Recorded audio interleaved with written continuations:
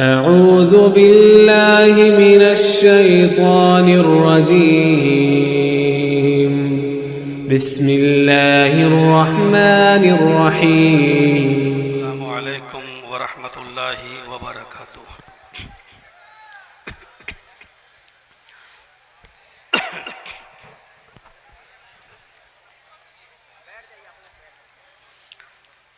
الحمد لله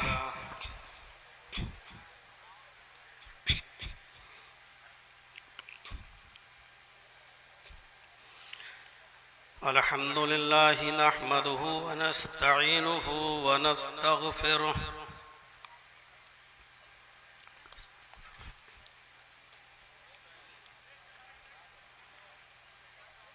ونعوذ بالله من شرور أنفسنا ومن سيئات أعمالنا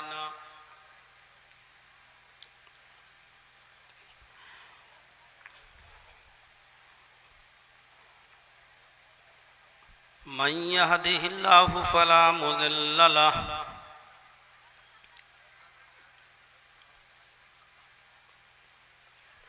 ومن يضلله فلا هادي له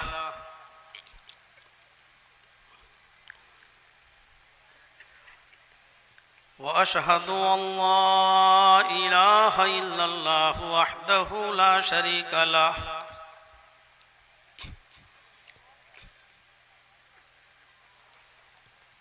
وأشهد أن محمدا عبده ورسوله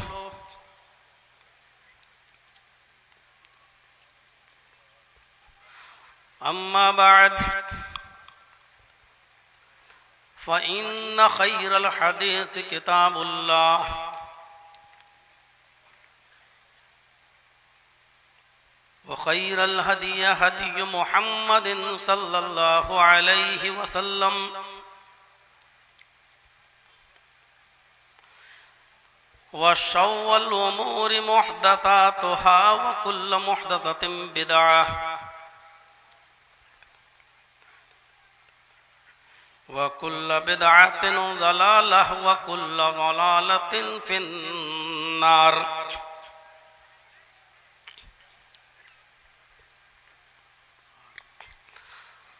أعوذ بالله من الشيطان الرجيم. بسم الله الرحمن الرحيم. واعبدوا الله ولا تشركوا به شيئا وبالوالدين إحسانا وبذي القربى واليتامى والمساكين والجار ذي القربى والجار الجنب والصاحب بالجنب وابن السبيل وما ملكت أيمانكم إن الله لا يحب من كان مختالا فخورا.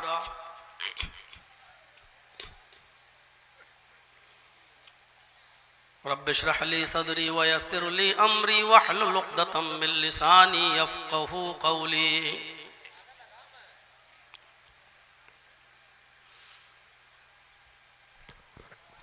इस अजीम शान इजलास के निहायत ही बावकार और मुअक्कर सदर फ़ज़ीलतुल शेख जनाब मज़हरुल हक़ अल मदनी हफ़िज़हुल्लाह,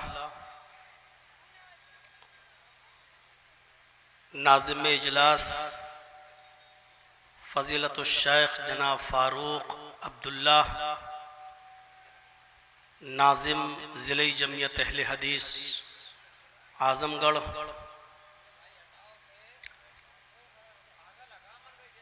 और स्टेज पर तशरीफ़ फरमा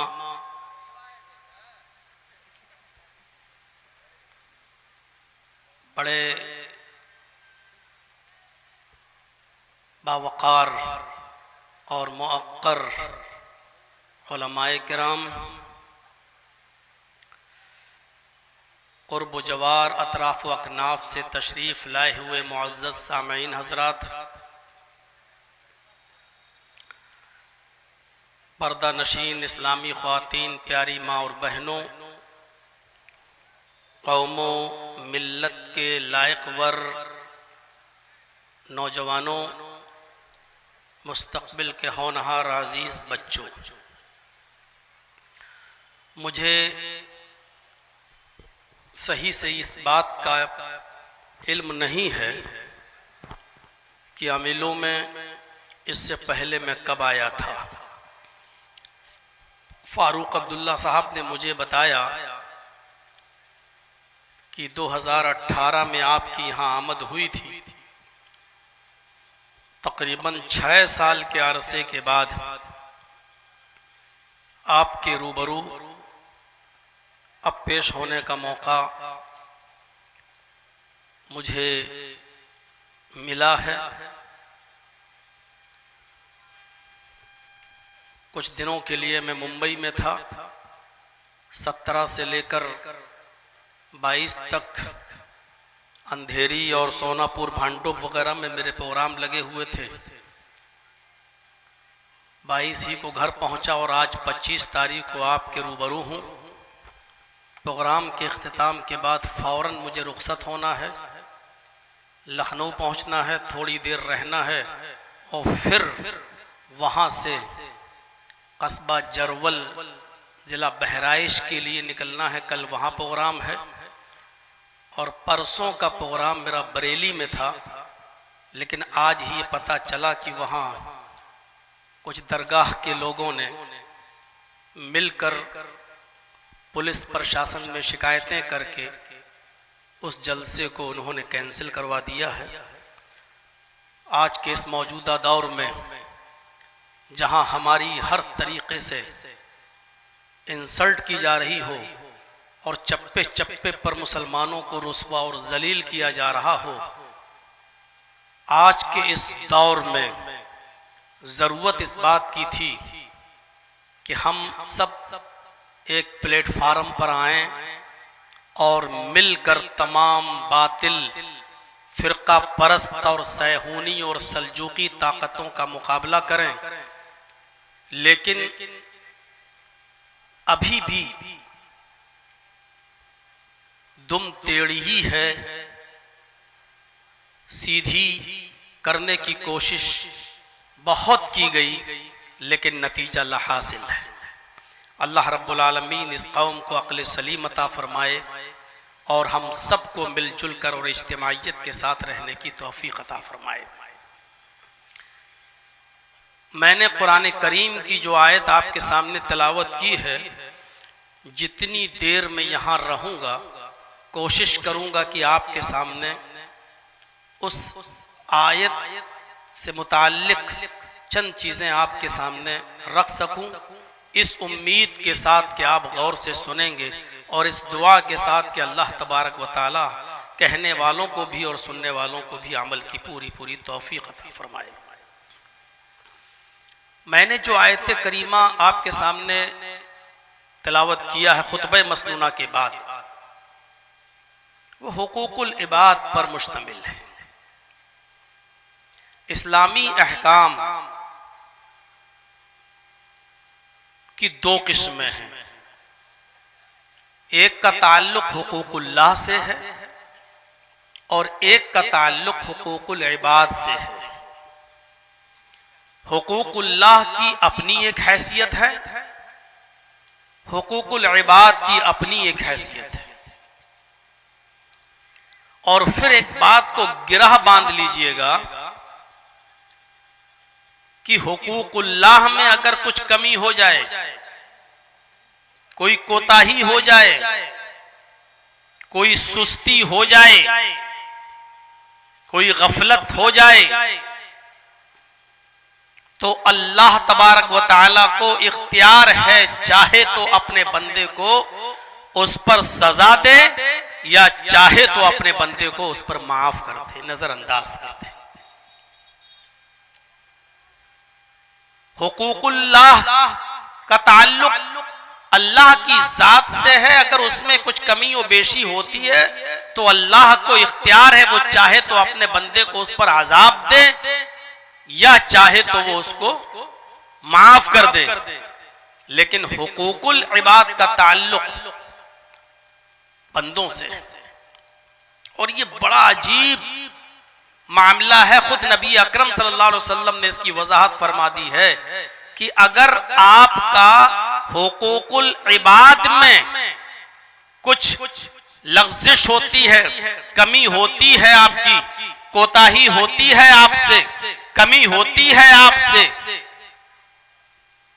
तो अल्लाह तबारक व तआला भी उस वक्त तक आपको माफ नहीं करेगा जब तक कि जिसके ताल्लुक से आपने कमी की है, कोताही की है, जब तक वो बंदा आपको माफ न कर दे, अल्लाह तबारक व तआला भी माफ नहीं करेगा। आज मैं हुकूकुल इबाद के ताल्लुक से कुछ बातें आपके सामने रखना चाहता हूं। चाहे कितने बड़े तहज्जुद गुजार बने रहिए, फजर की नमाज आपकी जमात के साथ भले ही ना छूटती हो, तकबीर तहरीमा ही आपकी क्यों ना आपको बराबर मिलती हो और उसमें पहली सफ में आप शामिल रहते हो, कभी फौत ना होती हो, लेकिन याद रखिएगा अगर हुकूकुल इबाद में हमारी कमी हो रही है और हम हुकूकुल इबाद के मामले में सुस्त हैं, तो हमारी इबादतों का कोई फायदा नहीं है। अभी वाकयात और दलाइल आपके सामने बाद में आएंगे।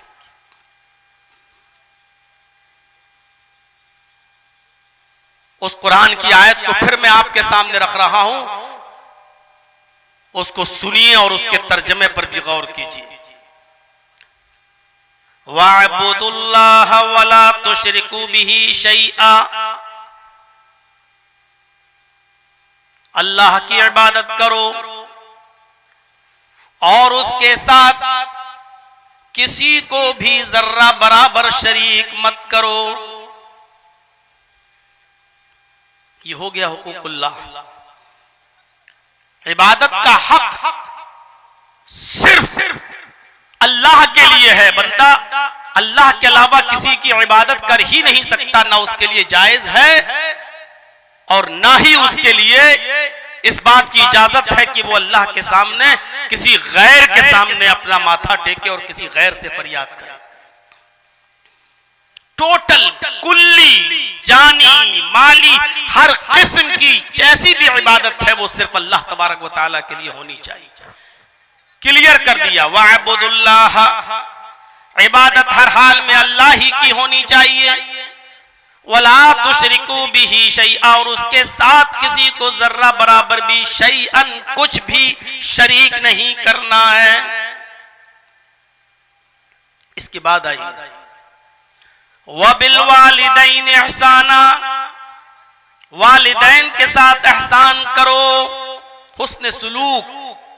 यहां अल्लाह तबारक व तआला ने यह नहीं कहा कि अपने माँ बाप को खाना खिलाओ, यह नहीं कहा कि अपने माँ बाप को पानी पिलाओ, किसी खास एक नेकी का हुक्म नहीं दिया, बल्कि लफ्ज एहसान इस्तेमाल किया है।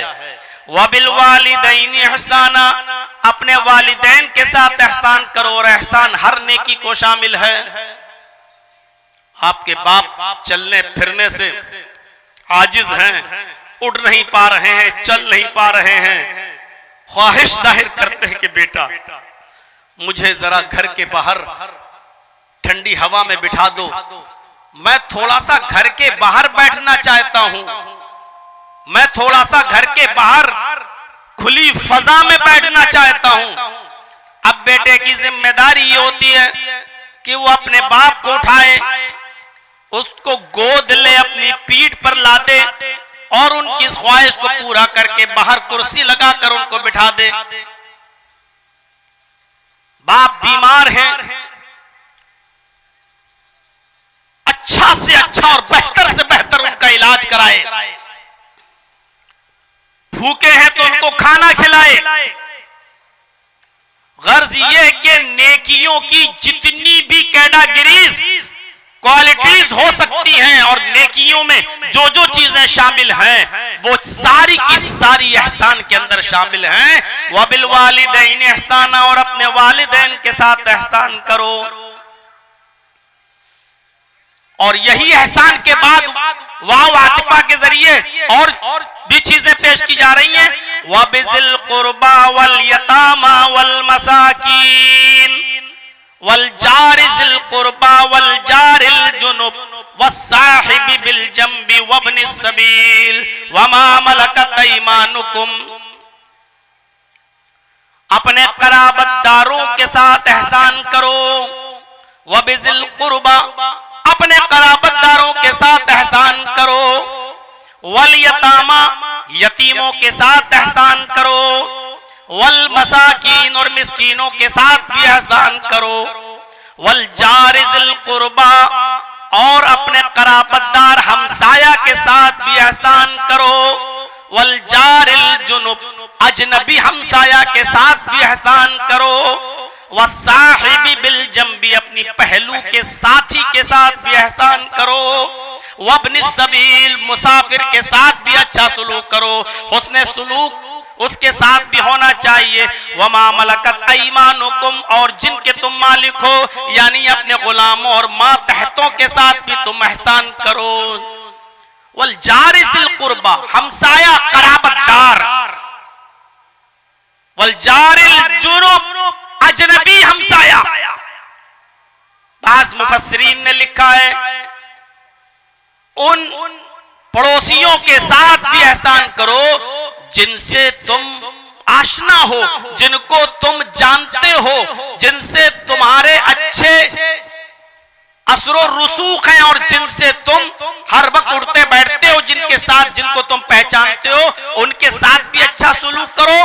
और अजनबी लोगों के साथ भी अच्छा सुलूक करो जिनको तुम नहीं जानते हो लेकिन वो तुम्हारे पड़ोस में हैं, अजनबी हैं, जिनसे तुम आशना नहीं हो, लेकिन उनके साथ भी तुम अच्छा सुलूक करो।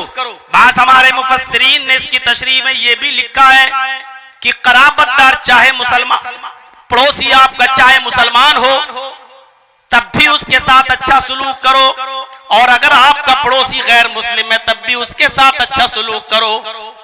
वल जारिज़िल कुर्बा वल जारिल जुनुब की ये भी तशरीह की गई है, ये भी एक मायना बयान किया गया है।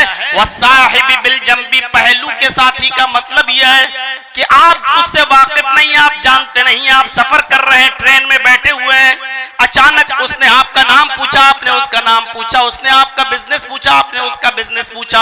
अब वो अचानक आपका आशना हुआ है, ये अभी मिनट 2 मिनट 5 मिनट 10 मिनट आधा घंटा 1 घंटा पहले आपसे इसकी आशनाई हुई है।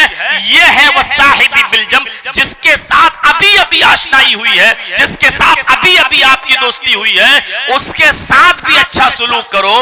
आप कोई बिजनेस करते हैं, कारोबार करते हैं, आप जानते नहीं, अभी अभी उसके साथ आपका तारुफ हुआ है, अभी अभी एक दूसरे का इंट्रोडक्शन एक दूसरे के साथ हुआ है, ये अभी अभी आपका दोस्त बना है, आप इसके साथ भी अच्छा सुलूक करो। यह है वस्साहिबि बिल जंब का माना। वब्निस सबील, और मुसाफिरों के साथ भी अच्छा सुलूक करो। वमा मलकत ऐमानुकुम, और अपने मातहतों का, अपने गुलामों के साथ भी अच्छा सुलूक करो। ये कुरान ने बयान किया है। कुरान ने इतने लोगों की तशरीह करना, वो भी आज के इस खिताब के अंदर शायद हमारे लिए मुमकिन न हो सके, इसलिए पहले तो हम इस चीज को उठाते हैं कि हुकूकुल इबाद क्या है। इन चीजों का नंबर बाद में आएगा। हुकूकुल इबाद क्या है, उसकी हैसियत क्या है, ऐसे समझने की कोशिश करें कि अल्लाह तबारक व तआला ने जब आदम अलैहिस्सलातु वस्सलाम के अंदर रूह डाली और उनको बहुत से नाम सिखाए,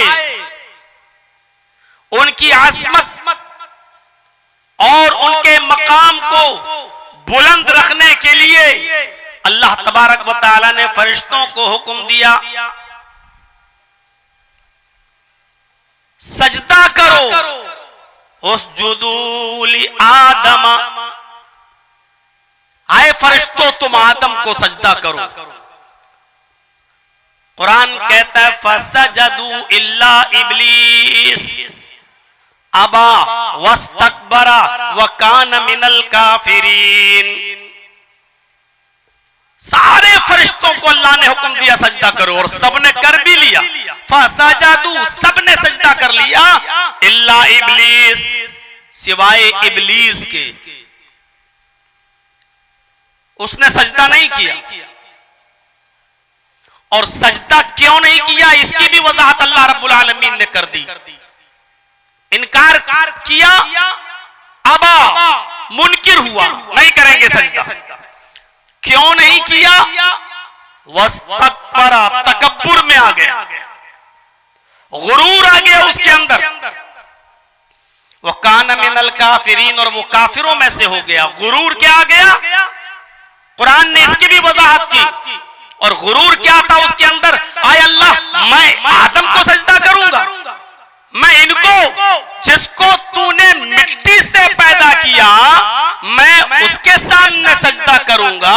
खलक़तनी मिन नार व खलक़तहू मिन तीन, आय अल्लाह, तूने मुझे आग से पैदा किया, आग से, और उसको मिट्टी से। तकब्बुर देखिए यहीं से आया। क्या कहा? तूने मुझे मिट्टी, आग से पैदा किया और आदम को मिट्टी से पैदा किया।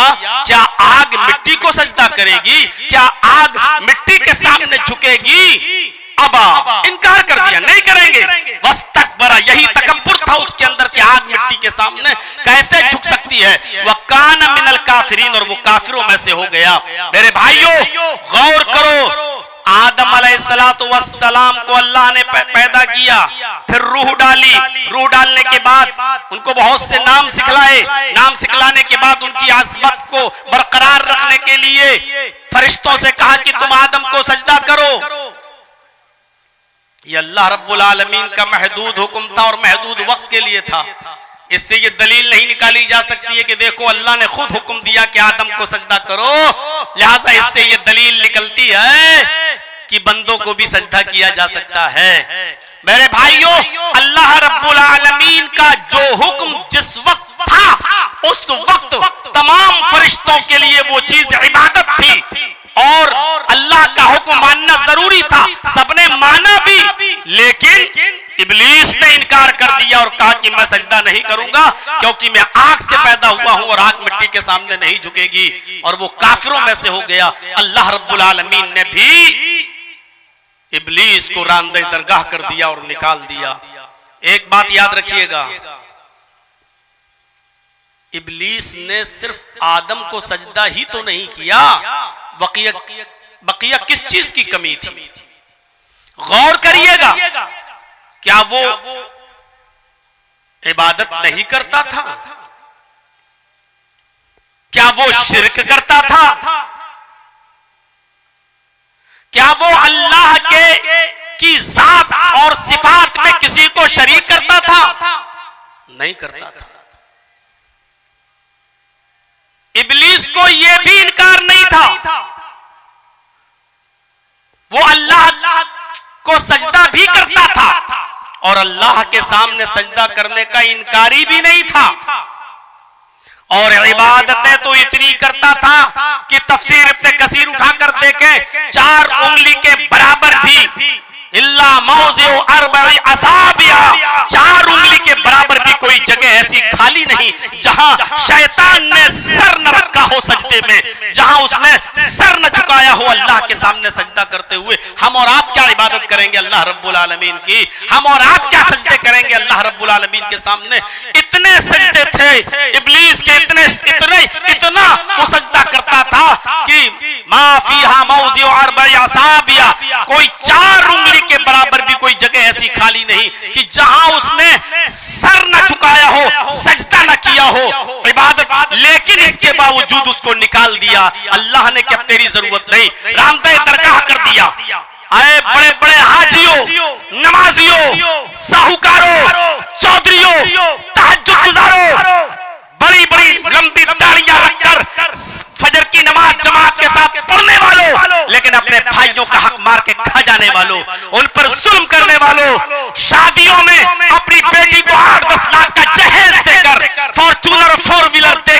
पूरी विरासत से अपनी बेटी और अपनी बहन का हक मार कर खा जाने वालों, गौर करो, इबादत में शैतान भी पीछे नहीं था। उसने इतने सजदे किए इस जमीन के ऊपर कि उसके सजदों का इहाता नहीं कर सकते हो। उसने अल्लाह के साथ किसी को शरीक नहीं किया था। उसने अल्लाह की इबादत में कोई कमी नहीं रखी थी और वो शैतान अल्लाह के सामने सजदा करने का इनकारी भी नहीं था, लेकिन उसने आदम को सजदा नहीं किया, अल्लाह का एक हुक्म नहीं माना, सिर्फ एक हुक्म और निकाल दिया गया। यहां तो जमीनों जायदादें कब्जा किए बैठे हैं, सगा भाई सगे भाई को खाया जा रहा है, भाई अपनी बहनों का हक मार के खाए जा रहे हैं, बाप अपनी बेटियों का हक मार के खाया जा रहा है।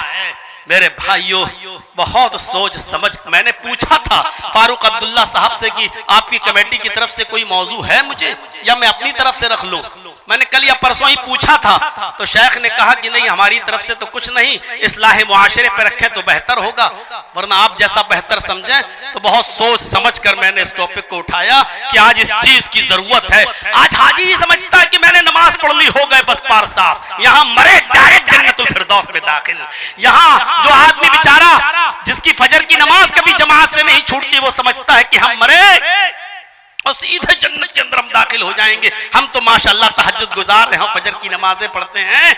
मेरे भाइयों, शैतान ने 4 उंगली के बराबर भी जगह नहीं छोड़ी जहां सजदा न किया हो, लेकिन इसके बावजूद उसने रांदे दरगाह हो गया। क्यों?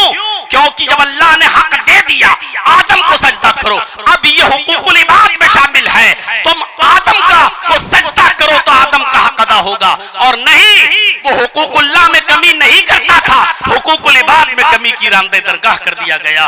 वो अल्लाह के सामने सजदे में कमी नहीं करता था, लेकिन उसने आदम का हक अदा नहीं किया, निकाल दिया गया। ये है हुकूकुल इबाद। नमाज पढ़ने वालों सोचो, बेनमाजियों से तो आज हमारा कोई खिताब ही नहीं है, उनसे तो हमें कोई मतलब ही नहीं है। यहाँ तो हम तहज्जुद गुजारों को मुखातब कर रहे हैं, यहाँ तो हम उन नमाजियों और फजर के मैं जमात नमाज पढ़ने वालों से मैं कह रहा हूं, जरा नमाज पढ़ने जा रहे हो, जरा सोचो कि हम किसी का हक तो नहीं मार रहे हैं। सोचिएगा, जाइएगा और ठंडे दिल से सोचिएगा सोते वक्त। नमाज भी पढ़ते हैं तो मूंछों पे हाथ फेरते हुए, दाढ़ी सहलाते हुए, ऐसे लगता है जैसे अल्लाह पर बहुत बड़ा एहसान करते हुए आ रहे हैं। मेरे भाइयों, वअबुदुल्लाह वला तुशरिकू बिही शैआ, अल्लाह इबादत अल्लाह ही की, उसके के साथ किसी को शरीक नहीं। और उसके बाद हुकूकुल इबाद का तस्करा, हुकूकुल इबाद में जो रिश्ते आए हैं वो बाद में उसका तस्करा। पहले ये बता दूं कि बंदा, देखिए, हजरत आदम को सजदा नहीं किया, रांदे दरगाह हो गया। आपको याद होगा, बुखारी शरीफ पढ़िए, किताबो बदिल वही उठाइए, पहला ही वो हदीस इन्नमल अमालु बिन्नियात के बाद आप जब किताबो बदिल वही पढ़ेंगे तो पहली हदीस में आप, लंबी हदीस है, आपको मिलेगी। नबी अकरम सल्लल्लाहु अलैहि वसल्लम कई दिन का खाना ले जाया करते थे, गारे हिरा के अंदर अल्लाह की इबादत में मसरूफ रहा करते थे कि एक दिन जिब्राइल अमीन आए, नबी अकरम सल्लल्लाहु अलैहि वसल्लम के सामने आकर बैठ गए और बैठने के बाद फरमाया नबी अकरम सल्लल्लाहु अलैहि वसल्लम से, हालांकि अभी आप नबी नहीं बने हैं, अभी आप रसूल नहीं बने हैं, अभी कुरान की कोई आयत नबी अकरम पर नाजिल नहीं हुई है, ये पहला वाकया है और पहला मौका है। हजरत जिब्राइल अलैहिस्सलाम नबी अकरम सल्लल्लाहु अलैहि वसल्लम के पास जाकर बैठ गए और कहा, इक़रा या मोहम्मद, ऐ मोहम्मद पढ़ो। क्या कहा? इक़रा या मोहम्मद, ऐ मोहम्मद पढ़ो सल्लल्लाहु अलैहि वसल्लम।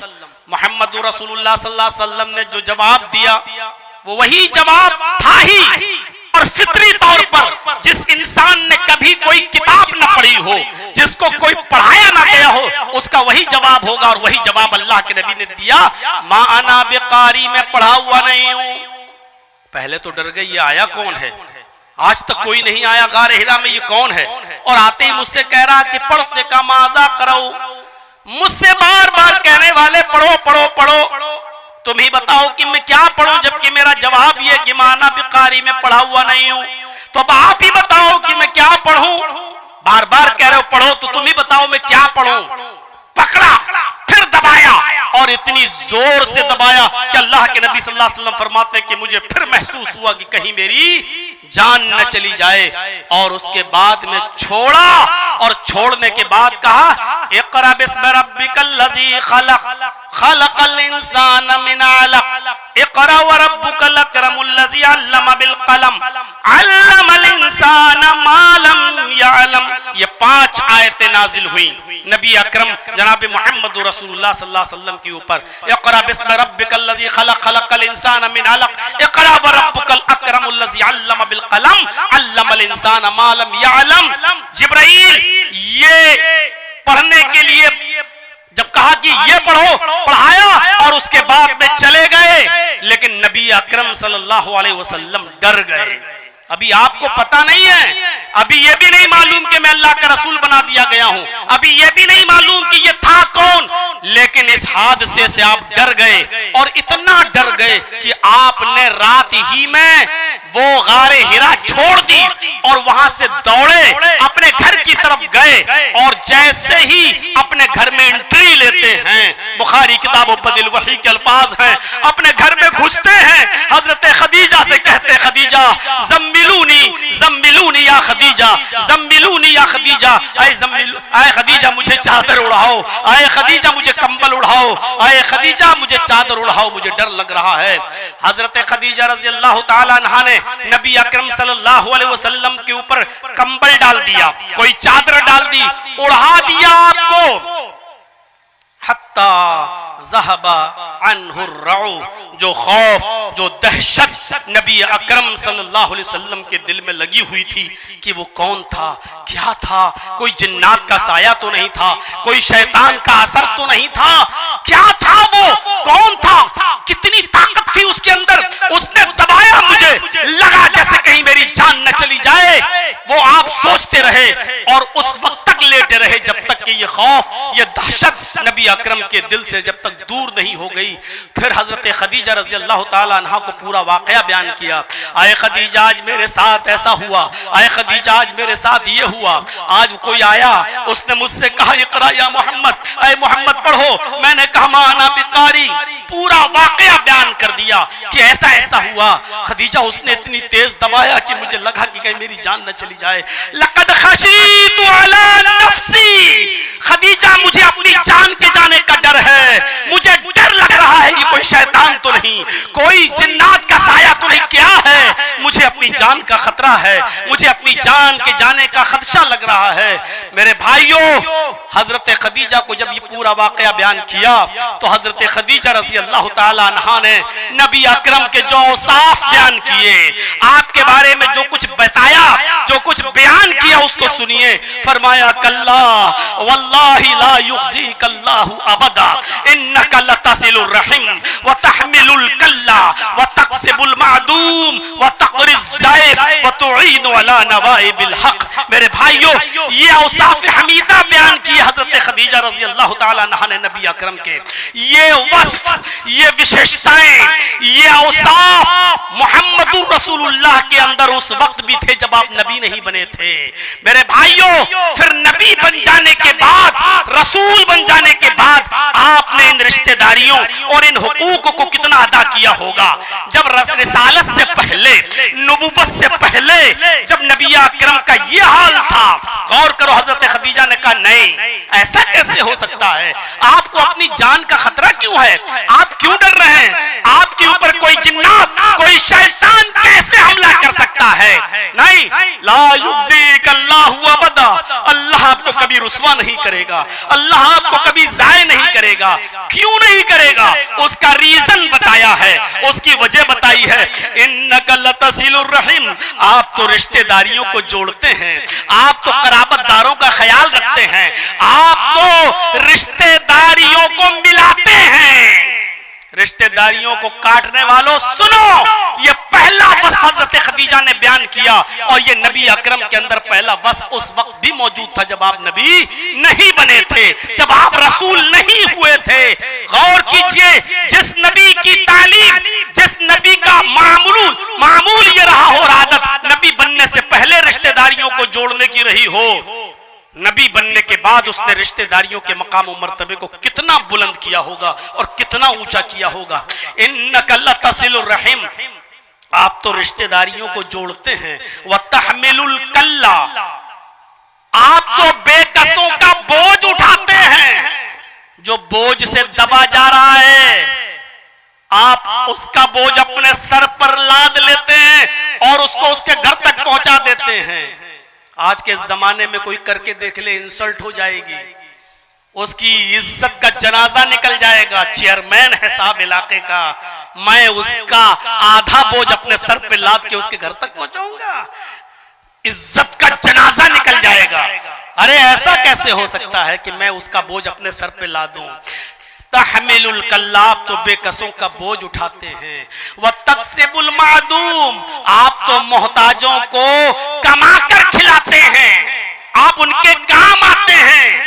जो कमाई आपने कमाई है बकरियां चरा चरा कर, जंगलों में जा जाकर, कपड़ा बेच बेच कर, आपने बिजनेस करके, फेरी करके, तिजारत करके जो आप कमाते हैं आप मोहताजों पर वो खर्च कर देते हैं। आप तो मोहताजों को खाना खिलाते हैं, आप तो उनको कमा कर देते हैं। वह तकरीज़ ज़ैफ़, आपके अंदर चौथी खूबी है कि आपके घर से कोई मेहमान भूखा नहीं जाता है, आप तो मेहमान नवाजी करते हैं। आप खुद भूखे रह जाते हैं लेकिन मेहमान की मेहमान नवाजी में कमी नहीं आने देते। वह तुईनु अला नवाइबिल हक, मुश्किल हालात में भी आप अमरे हक का साथ देते हैं, सच्ची बात का साथ देते हैं। राहे गुमगश्ता को आप रास्ता दिखाते हैं, उसको उसकी मंजिल तक पहुंचाते हैं। मेरे प्यारे साथियों गौर करो, हजरत खदीजा ने ये नहीं कहा कि आप तो अल्लाह की बहुत इबादत करते हैं, कई कई दिन का खाना ले जाते हैं और आप तो अल्लाह की इबादत में लगे रहते हैं, आप तो सिर्फ उसी के सामने सजदा करते हैं। ये खूबी बयान नहीं की। हजरत खदीजा ने कहा आपको अल्लाह ज़ाय कर ही नहीं सकता, आपको अल्लाह रुसवा कर ही नहीं सकता, आपको अल्लाह बर्बाद कर ही नहीं सकता। और उसकी वजह यह है कि आप अल्लाह के बंदों के साथ हुकूकुल इबाद का लिहाज रखते हैं, ख्याल करते हैं। आप अल्लाह के बंदों के साथ अच्छा सुलूक रखते हैं, रिश्तेदारी को जोड़ते हैं, बेकसों का बोझ उठाते हैं, मोहताजों को खाना खिलाते हैं, मेहमान नवाजी करते हैं और मुश्किल हालात में अमरे हक का साथ देते हैं। ये खूबियां आपके अंदर हैं, तो फिर आपको अल्लाह बर्बाद कैसे कर सकता है, आपको अल्लाह ज़ाहिर कैसे कर सकता है। मेरे प्यारे साथियों अंदाजा लगाइए, ये है हुकूकुल इबाद। नबी अकरम जनाब बुखारी की रिवायत ही है, हजरत मोहम्मद रसूलुल्लाह सल्लल्लाहु अलैहि वसल्लम ने एक मर्तबा मजलिस में तमाम सहाबा से जब पूछा तो यही तो कहा था, मन अस्बह मिनकुमुल यौमा साइमन, आज कौन ऐसा शख्स है जिसने सुबह इस हाल में की कि वो रोजे से हो, नफली रोजे के बारे में। तो अबू बकर सिद्दीक ही उठे थे। फिर आपने कहा कि मन अस्बह मिनकुम, आज किसने सुबह इस हाल में की कि उसने किसी मिस्कीन को और मोहताज को खाना खिलाया हो। फिर आपने पूछा ऐसा कौन है जिसने आज किसी बीमार आदमी की आयादत की हो। मन अस्बह मिनकुम, तुम में से कौन है जिसने आज आदम मिनकुम मरीजन, जिसने आज किसी मरीज की आयादत की हो। फिर आपने पूछा तुम में से कौन है आज जिसने सुबह इस हाल में की हो कि वो किसी जनाजे में शिरकत किया हो और किसी मस्जिद के साथ साथ कब्रिस्तान तक उसके साथ गया हो। मेरे भाइयों चारों बार में हजरत अबू बकर सिद्दीक ही उठे, हजरत अबू बकर सिद्दीक उठे, मैंने ही मिस्कीन को खाना खिलाया, मैं ही बीमार को आज देखने गया, मैं ही आज एक जनाजे में शिरकत भी की, उसकी नमाज जनाजा भी पढ़ाई और उसको कब्र में उतारा भी। ये सारी खूबियां मेरे अंदर आज मैंने इस हाल में सुबह की है। हाँ, इसके साथ साथ हुकूकुल्लाह भी अदा किया। वो अलग बात है कि रोजा फर्ज नहीं था, लेकिन इसके बावजूद मैंने नफली रोजा रखा। एक काम था सिर्फ नफली रोजा, बकिया तीनों चीजें जो बताई वो हुकूकुल इबाद से ताल्लुक रखती हैं। तो अल्लाह के नबी सल्लल्लाहु अलैहि वसल्लम ने क्या फरमाया, जिसने सुबह इस हाल में की वो जन्नत में मेरे साथ होगा, वो जन्नत में दाखिल होगा। आए अबू बकर तुम जन्नत के अंदर दाखिल होगे। मेरे प्यारे साथियों गौर करो, हुकूकुल इबाद की ये अहमियत है, हुकूकुल इबाद का ये मकाम और ये मर्तबा है। आज हम क्या हुकूकुल इबाद का ख्याल रख रहे हैं? जाइएगा, सोचिएगा। हमारा पड़ोसी के साथ क्या मामला है। हुकूकुल इबाद में सिर्फ इतना ही नहीं आता है, गैर मुस्लिमों के साथ क्या सलूक है, मुसलमानों के साथ क्या सलूक है, मुस्लिम कैदियों के साथ क्या सलूक है, औरतों के साथ क्या सलूक है, बीवियों के साथ क्या सलूक है, बेवाओं के साथ क्या हमारा सलूक है, यतीमों के साथ क्या हमारा सलूक है, गैर मुस्लिमों के साथ क्या हमारा सलूक है। अरे शरीयत ने तो जानवरों तक के हुकूक बयान किए हैं। और पढ़िएगा जानवरों के चैप्टर को खोल के, अल्लाह के नबी सल्लल्लाहु अलैहि वसल्लम ने यहां तक मुतय्यन किया है कि अगर कोई जानवर तुम पाले हुए हो और खेत जोतने का काम लेते हो उससे, खेती बाड़ी का, तो उसके ऊपर कितना बोझ लाद सकते हो और कितनी देर उससे काम करा सकते हो और कितनी दूर बैठकर उस पर सफर कर सकते हो और उसके ऊपर कितना बोझ लाद सकते हो। ये सारी चीजें शरीयत में मौजूद हैं और शरीयत इससे भरी पड़ी हुई है। जो शरीयत जानवरों तक के हुकूक में कमी ना होने देती हो और हमें हुक्म देती हो कि जानवरों के साथ भी अच्छा सलूक हो, वो हुकूकुल इबाद के मामले में कितनी मेरे भाइयों चौकस होगी और हमारे ऊपर कितना बार डाल रही होगी कि तुम हुकूकुल इबाद का ख्याल रखो। वो हदीस तो आपने सुनी होगी, हदीस कुदसी है मुस्लिम शरीफ की। 20 मरतबा आपने अपने इलाके के उलमा से सुना होगा, 20 मरतबा आपने अपने इलाके के उलमा से सुना होगा। हदीस कुदसी है वो। हदीस कुदसी कहते ही उसी को है जिसमें अल्लाह के नबी सल्लल्लाहु अलैहि वसल्लम ये कहें कि अल्लाह फरमाता है, नबी अकरम सल्लल्लाहु अलैहि वसल्लम कहें कि अल्लाह ने फरमाया, वो हदीस कुदसी कहलाती है। क़यामत के दिन अल्लाह रब्बुल आलमीन एक शख्स को बुलाएगा, सीधे उससे यही सवाल करेगा। मुस्लिम शरीफ की हदीस, आए मेरे बंदे, दुनिया में मैं भूखा था, तूने मुझे खाना क्यों नहीं खिलाया। कैसा लग रहा है? वो अल्लाह जो खाने और पीने से पाक हो, जो न खाता हो न पीता हो, और यह अकीदा तौहीद का एक हिस्सा है। जो अल्लाह को खाने और पीने वाला मानता है वो मुसलमान नहीं हो सकता है। यह अकीदा होना चाहिए। अल्लाह न खाता है न पीता है न सोता है। ला तखुज़हु सिनतुन वला नौम, उसको ऊंघ तक नहीं आती, नींद तो बहुत दूर की बात। ऊंघ तो जानते ही है ना, और ना जानते हो तो जुमे के दिन चले जाइएगा मस्जिद में, जाते ही होंगे। और कोई मौलाना साहब बेचारे सीधी सीधी तकरीर कर रहे हो, जैसे किताब पढ़ी जाती हो उस अंदाज में समझा रहे हो, तो ये उसको ये भी नहीं आती। लेकिन कयामत के दिन अल्लाह एक इंसान को बुलाएगा, इधर आओ, उससे कहेगा दुनिया में मैं भूखा था, तूने मुझे खाना क्यों नहीं खिलाया। और उस आदमी का जवाब भी यही होगा, आय अल्लाह तुझे कौन खिलाएगा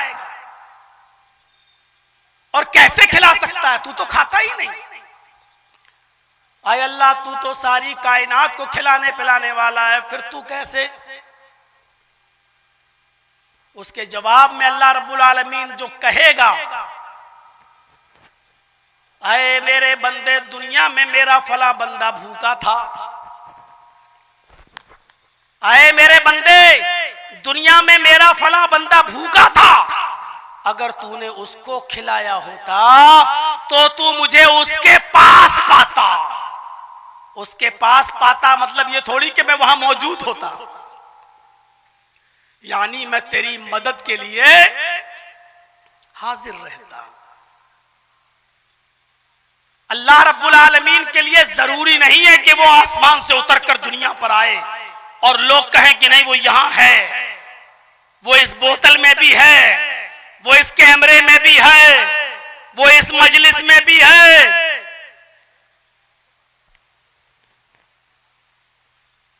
अल्लाह आसमान पर है, सुम्मस्तवा अलल अर्श, वो अर्श पर है। हाँ, उसका इल्म हर जगह है, वो अपने इल्म के एतबार से हर जगह। मेरे बंदे, अगर तूने उसको खिलाया होता तो तू मुझे उसके पास पाता है, नहीं मैं तेरी मदद करता। जब तू उसका नहीं हुआ तो मैं तेरा नहीं हुआ, क्यों तेरी मदद करूं? कितनी बड़ी हुकूकुल इबाद की तरफ इशारा कर रही है यह हदीस। एक भूखे को खाना खिलाना, खिलाना ही नहीं, दूसरों को उभारना भी। अरे मोहताजों को, मिस्कीनों को खाना खिलाओ, ये शरीयत का एक हिस्सा है। वला यहुद्दु अला तामिल मिस्कीन, ये वो शख्स है जो लोगों को, फकीर, मोहताज और भूखों को खाना खिलाने के लिए उकसाता नहीं था, उभारता नहीं था। कुरान पढ़िए, फवै काना वला यहुद्दु अला तामिल मिस्कीन, ये वो शख्स है जो मोहताज को, मिस्कीनों को खाना खिलाता नहीं था। ये नहीं, दूसरों को खिलाने के लिए उभारता नहीं था, उकसाता नहीं था। खिलाना भी है और दूसरों को उभारना भी है। भाई, भूखों को खाना खिलाओ, मोहताजों को खाना खिलाओ। मेरे भाइयों, अगर कोई काम कोई गैर मुस्लिम कर रहा है तो सिद्क दिल से उसका एतराफ करना चाहिए। सिखों के गुरुद्वारे में चले जाओ, हर संडे को कितना बड़ा वो बेचारे, कितना बड़ा वो लगाते हैं, भोज का इंतजाम करते हैं, खाने पीने का इंतजाम करते हैं, लंगर लगाते हैं। कोई भी आ जाए उनके दस्तरखान पर बैठकर वो हर संडे को खाना भी खिलाते हैं। चले जाइए चांदनी चौक पर, और चले जाइए आप मेरे भाइयों नांदेड़, जिसका पूरा नाम है हुजूर साहब का नांदेड़, आप वहां चले जाइए जहां लाइन लगी रहती है रिक्शे वालों की और लाइन लगी रहती है गरीबों की, और वहां तो बड़े बड़े अमीर भी चले जाते हैं और खा के आते हैं। अगर खाना गरीब और मिस्कीनों के लिए कोई खिला रहा है, लंगर का इंतजाम कर रहा है, अगर किसी के अंदर ये अच्छी सिफत है तो खुलकर उसका एतराफ भी करना चाहिए। जो काम मुसलमानों के लिए थे कि वो मिस्कीनों को खाना खिलाएं, मोहताजों को खाना खिलाएं, फकीरों को खाना खिलाएं, आज ये सिफत उनके अंदर से निकल गई। एक मौके पर खाना, बस शादी होगी तो डटकर बारातियों को भी खिलाएंगे। अरे नाक कट जाएगी, इनको पहले खिलाओ, नहीं तो जिंदगी भर मेरी बेटी को ताने सुनना पड़ेंगे। या फिर वलीमे के मौके पर, लेकिन मिस्कीनों को और फकीरों को नहीं। अल्लाह एक दूसरे शख्स को बुलाएगा और उससे भी कहेगा, आए मेरे बंदे, दुनिया में मैं प्यासा था, तूने मुझे पानी क्यों नहीं पिलाया? कैसा लग रहा है? अल्लाह कहेगा कि मेरे बंदे में प्यासा था, तूने मुझे पानी क्यों नहीं पिलाया? हालांकि वो पीता भी नहीं है। बंदा कहेगा, अल्लाह तुझे कैसे पिला सकते हैं, तू तो इन चीजों से पाक है। आए अल्लाह, तू सारी कायनात को पिलाने वाला था, तू तो खुद पीता नहीं है, फिर मैं तुझे पानी कैसे पिलाऊं?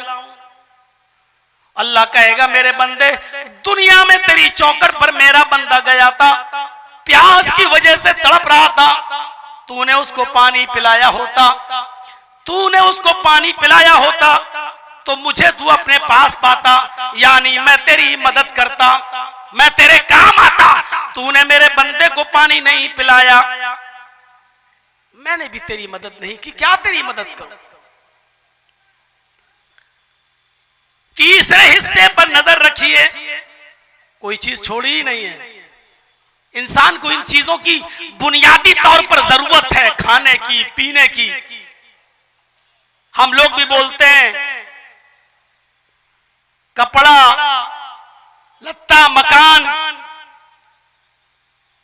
तीसरा सवाल तीसरे शख्स से, आए मेरे बंदे, दुनिया में मैं नंगा था, तूने मुझे कपड़ा क्यों नहीं पहनाया। जुमला देखिए, मेरे बंदे दुनिया में मैं नंगा था, तूने मुझे कपड़ा क्यों नहीं पहनाया। अल्लाह, तू तो सारी कायनात को पहनाता है, तू तो इन चीजों से पाको साफ है, तुझे कैसे पहनाए कोई। तू तो सबको पहनाने वाला है।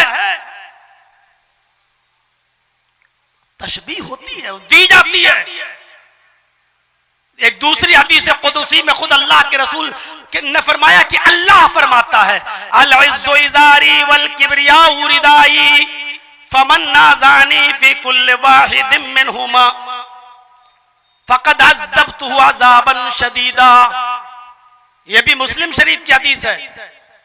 यहां अल्लाह ताला ने खुद दो कपड़ों का लफ्ज इस्तेमाल किया। मेरे बंदों, मैं भी दो कपड़े पहनता हूं। अल इज़्ज़ु इज़ारी, इज्जत मेरी लुंगी है, वल किब्रियाउ रिदाई, तकब्बुर मेरी चादर है। तुम जिस तरह कपड़े पहनते हो मैं भी कपड़े पहनता हूं, लेकिन तशबीह क्या दी, अल इज़्ज़ु इज़ारी, इज्जत मेरी लुंगी है। कोई आदमी अपने आप को दुनिया में अजीज बनने की कोशिश ना करे, मैं सबसे बड़ा इज्जत वाला। कोई आदमी दुनिया में अपने आप को मुतकब्बिर न बनाए, मैं कुछ हूं, मैं ये हूं, मैं वो हूं। कभी कभी फोन पे, तुम अभी मालूम है तुम किससे बात कर रहे हो, जानते हो मैं कौन बोल रहा हूं। यही है वो तकब्बुर। अल्लाह कहता है ये दोनों चीजें मेरे लिए हैं, अल इज़्ज़ु इज़ारी वल किब्रियाउ रिदाई, इज्जत मेरी लुंगी है, वल किब्रियाउ रिदाई, और तकब्बुर मेरी चादर। इन दोनों कपड़ों को मैं भी पहने हुए हूं। फमन नाज़ानी फी कुल्लि वाहिदिन मिनहुमा, ये दोनों चीजें मेरे लिए हैं। अगर इन दोनों चीजों में से कोई एक चीज भी अगर मेरे किसी बंदे ने मुझसे छीनने की कोशिश की, फमन नाज़ानी फी कुल्लि वाहिदिन मिनहुमा, इन दोनों में से कोई एक चीज भी मुझसे छीनने की कोशिश की, फक़द अज़्ज़बतुहु, बस इतना नहीं कहा कि मैं उसको अजाब दूंगा, फक़द अज़्ज़बतुहु अज़ाबन शदीदा, मैं उसको दर्दनाक सख्त अजाब दूंगा। बुखारी की रिवायत है, ला यदखुलुल जन्नह मन कान फी क़ल्बिही मिस्क़ालु ज़र्रतिन मिन किब्र, जिसके दिल में राई के दाने के बराबर, सरसों के दाने के बराबर भी तकब्बुर होगा, वो जन्नत के अंदर दाखिल नहीं होगा। राई का दाना यार कहां पहुंचा दिया अल्लाह ने। सरसों के दाने के बराबर भी अगर किसी के दिल में तकब्बुर होगा, मैं कुछ हूं, मैं कुछ हूं, ला यदखुलुल जन्नह, वो जन्नत में दाखिल नहीं होगा। गौर कीजिए आप। और हजरत उमर फारूक ने जब किसी गुलाम को अपने थप्पड़ मार दिया था, तो बाद में उसने कहा था, अमीरुल मोमिनीन, थप्पड़ मारने का बुरा नहीं मानता मैं, लेकिन बस मैं जा रहा हूं, आप तन्हाई में थोड़ी देर के लिए इतना सोच लेना, क्या आपने मुझे थप्पड़ जो मारा है वो जायज मारा है या नाजायज मारा है। अपने मुलाजिमों पर जुल्म करने वालों, अपने मातहतों पर धौंस जमाने वालों, जरा गौर करो। हजरत उमर फारूक ने कहा, मैं इस्तंजा कर रहा था, पेशाब कर रहा था, और तू अमीरुल मोमिनीन चिल्ला रहा था। जब तुझे मालूम है कि मैं इस्तंजा कर रहा था, तो तुझे चीखना नहीं चाहिए, चिल्लाना नहीं चाहिए। उसने कहा, अमीरुल मोमिनीन, मुझे नहीं मालूम था कि आप इस्तंजा कर रहे हैं, भला अगर मैं देख लूं कि आप इस्तंजा कर रहे हैं पेशाब के लिए बैठे हुए तो मैं क्यों कहूंगा मेरी नजर आपके ऊपर नहीं पड़ी, अगर पड़ जाती तो मैं क्यों चीखता। हजरत उमर ने कहा क्या तुम ये बात हल्फ बिल्लाह के साथ कह सकते हो? उसने कहा मैं अल्लाह की कसम खाकर कहता हूं कि मुझे नहीं मालूम कि आप इस्तंजा कर रहे थे। हजरत उमर ने कहा जब तूने अल्लाह की कसम खाकर ये बात कह दी तो फिर अब मैंने जो थप्पड़ मारा है तुझे नाजायज मारा है, इधर आओ अब तू भी बदला ले ले। ये रहा मेरा गाल, जितनी जोर से मैंने तुझे थप्पड़ मारा उतनी जोर से तू भी मुझे मार ले। उसने कहा अमीरुल मोमिनीन आपको अपनी गलती का एहसास हो गया, मैंने माफ किया। फरमाया नहीं, इसी दुनिया में तुम्हें इंतकाम लेना होगा, इसी दुनिया में तुम्हें बदला लेना होगा। कयामत के दिन में अपनी एक नेकी भी तुम्हें नहीं दे सकता हूं, तुम इसलिए मुझे माफ कर रहे हो क्योंकि मैं अमीरुल मोमिनीन हूं, इसकी वजह से तुम मुझे नजरअंदाज कर रहे हो। नहीं, उसने फिर कहा जिस तरह मैंने कसम खाकर एतराफ किया कि अल्लाह की कसम मैंने आपको इस्तंजा करते हुए नहीं देखा, उसी तरह मैं अल्लाह की कसम खाकर कहता हूं कि मैंने दिल से आपको माफ कर दिया। सबके सामने उमर फारूक कह रहे हैं कि मुझे भी थप्पड़ मार लो। आप सबके सामने अपनी एक हल्की सी शिकायत नहीं सुन सकते हो, और हजरत उमर तो सबके सामने कह रहे हैं मुझे थप्पड़ मार लो। तकब्बुर का शायबा तक नहीं। बात थोड़ी सी घूम गई, उधर चली गई। मैं नंगा था, तूने मुझे कपड़ा क्यों नहीं पहनाया? कहेगा अल्लाह तू कैसे नंगा रह सकता, तू तो सारी कायनात को पहनाता है। तो अल्लाह रब्बुल आलमीन कहेगा मेरे बंदे तेरी चौखट पर फटे पुराने कपड़े पहने हुए आया था, तुझे मालूम था कि आदमी बेचारा गरीब है, इसके पास कपड़ा पहनने के लिए भी पैसा नहीं है, खरीदने के लिए भी पैसा नहीं है। तेरे पास कपड़े की फैक्ट्री थी, कपड़े का गोदाम था, पैसा था, कपड़ा खरीद कर उसको दे सकता था, लेकिन तेरी चौखट से वह ना उम्मीद और ना मुराद लौटा। इसलिए अगर तू उसकी मदद करता तो मैं तेरी मदद के लिए हाजिर हूं, मैं तेरी मदद करता। अगर तू उसको कपड़ा पहनाता तो तू मुझे उसके पास पाता। गौर करो मेरे प्यारे साथियों, यह हदीस हुकूकुल इबाद पर कितनी बड़ी अहमियत रखती है और क्या बताती है कि भूखे नंगे मोहताज गरीब ऐसे लोगों के लिए हमें और आपको इस दुनिया में पैदा किया गया है, उतारा गया है कि तुम जमीन वालों पर रहम करो, आसमान वाला तुम्हारे ऊपर रहम करेगा। ये सब हदीसें ऐसे ही मस्जिदों में सुनाने के लिए नहीं होती कि सुन लो एक कान से और दूसरे कान से उड़ा दो। मुहम्मदुर रसूलुल्लाह एक जंग के लिए ऐलान कर रहे हैं, लोगों ने अपने अपने नाम लिखा दिए हैं, सब तैयार हैं जंग में जाने के लिए। अब अल्लाह के नबी सल्लल्लाहु अलैहि वसल्लम ने उस जिहाद के लिए लोगों से सदका मांगा, लोगों से ताउन मांगा, लोगों से फरमाया आए लोगों, ऐसे ही जिहाद नहीं होता है, तलवारें लेना पड़ती हैं, तीर लेना पड़ते हैं, नेजा लेना पड़ता, घोड़े खरीदना पड़ते, जीन लेना पड़ता है, बहुत सी चीजों की जरूरत होती है। पता नहीं जंग में कितने दिन लग जाए, खुर्दोनोश खाने पीने की चीजों को भी लेना पड़ता है। इसलिए इसमें आपने उकसाया कि सदका करो, खैरात करो, जिसके पास जो हैसियत हो वो दे, अपनी अपनी हैसियत के मुताबिक ताउन फरमाए। दारमी और तबरानी के अल्फाज हैं, अल्लाह के नबी ताउन मांग रहे हैं। बैठो यार, नबी अकरम ताउन मांग रहे हैं।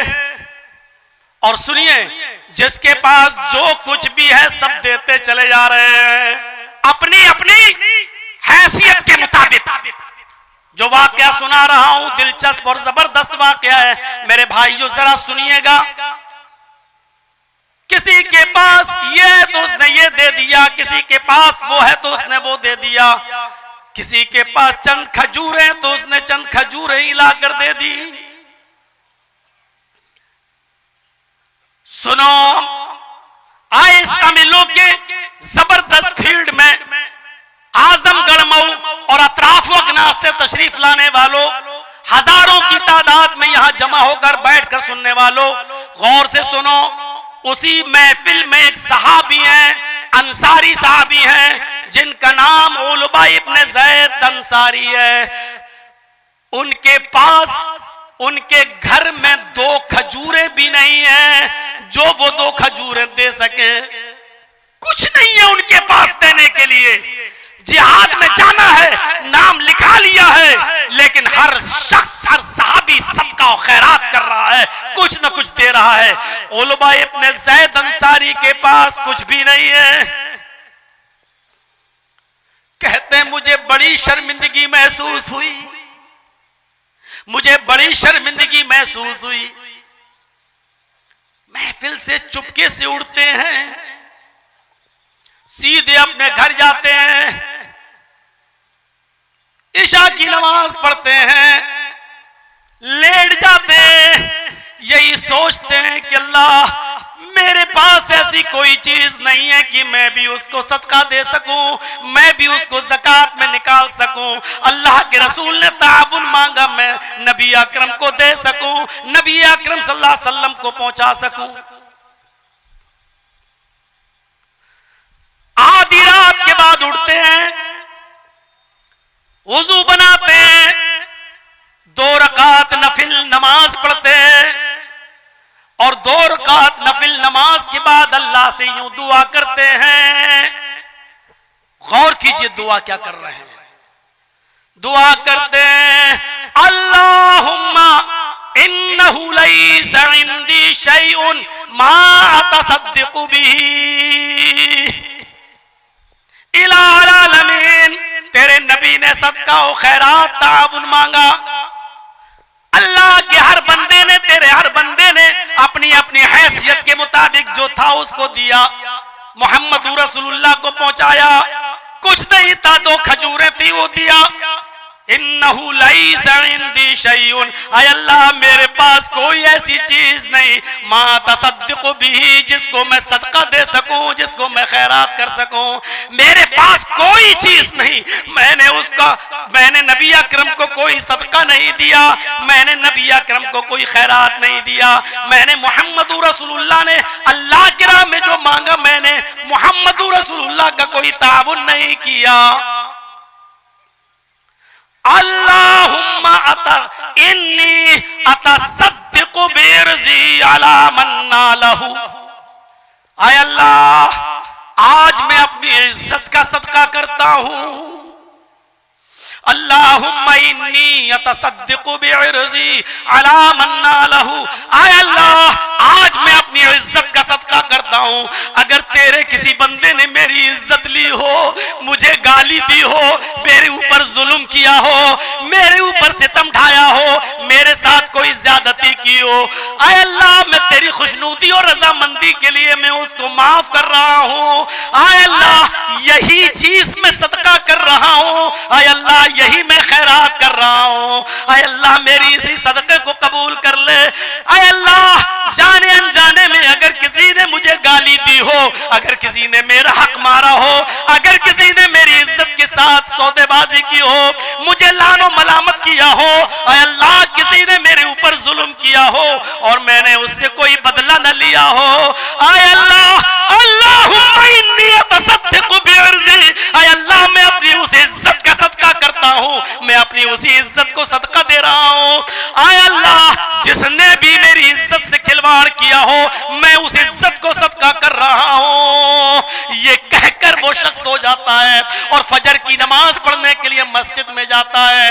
इमाम कायनात ने जनाब मोहम्मद रसूलुल्लाह ने नमाज फजर पढ़ाई और फजर की नमाज पढ़ाने के बाद आपने ऐलान किया, आइनल मुतसद्दिक़ु हाज़िहिल लैला। आज की रात सदका करने वाला कहां है?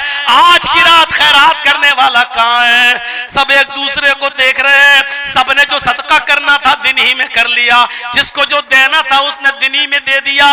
रात में तो किसी ने सदका ही नहीं किया है और अल्लाह के नबी कह रहे हैं, आइनल मुतसद्दिक़ु हाज़िल लैला। आज की रात जिसने सदका किया वो कहां है? थोड़ी देर के बाद उलबा इब्न ज़ैद अंसारी ने कहा, अल्लाह के रसूल मैं यहाँ हूँ। आपने कहा इधर आओ। हजरत उलबा इब्न ज़ैद से कहा अबशिर फवल्लज़ी नफ्सी बियदी, तुम्हें खुशखबरी हो, तुम्हारे लिए खुशखबरी है उस जात की कसम जिसके कब्जे में मोहम्मद की जान है। अभी अभी जिब्रील ने मुझे बताया है कि जाओ आज की रात सदका देने वाले से कह दो कि अल्लाह रब्बुल आलमीन ने तुम्हारे सदके को मकबूल सदके में लिख लिया है। तुम्हारा सदका कद कुदिबत फिर ज़कातिल मुक़ब्बिला, अल्लाह रब्बुल आलमीन ने मकबूल ज़कात में उसको लिख लिया है। यानी तुम्हारा कल रात आज की रात जो सदका था अल्लाह ने उसको कबूल कर लिया है। मेरे प्यारे साथियों गौर करो, ये बहुत बड़ी जुल्म और ज्यादती है कि हम किसी के ऊपर जुल्म करें, हम किसी के ऊपर ज्यादती करें। यहां तक कि अगर हमने किसी को गाली भी दी है माफ कीजिएगा तो ये भी उस वक्त तक माफ नहीं करेगा अल्लाह जब तक वो बंदा आपको माफ ना कर दे जिसको आपने गाली दी है। ये भी कबीरा गुनाहों में शामिल है, कबीरा गुनाहों में शामिल है। मेरे भाइयों हमारी आंखों के सामने जुल्म होते रहते हैं, हमारी आंखों के सामने जुल्म होते रहते हैं। क्या कोई आदमी है जो जालिम को उसके जुल्म से रोके? है कोई?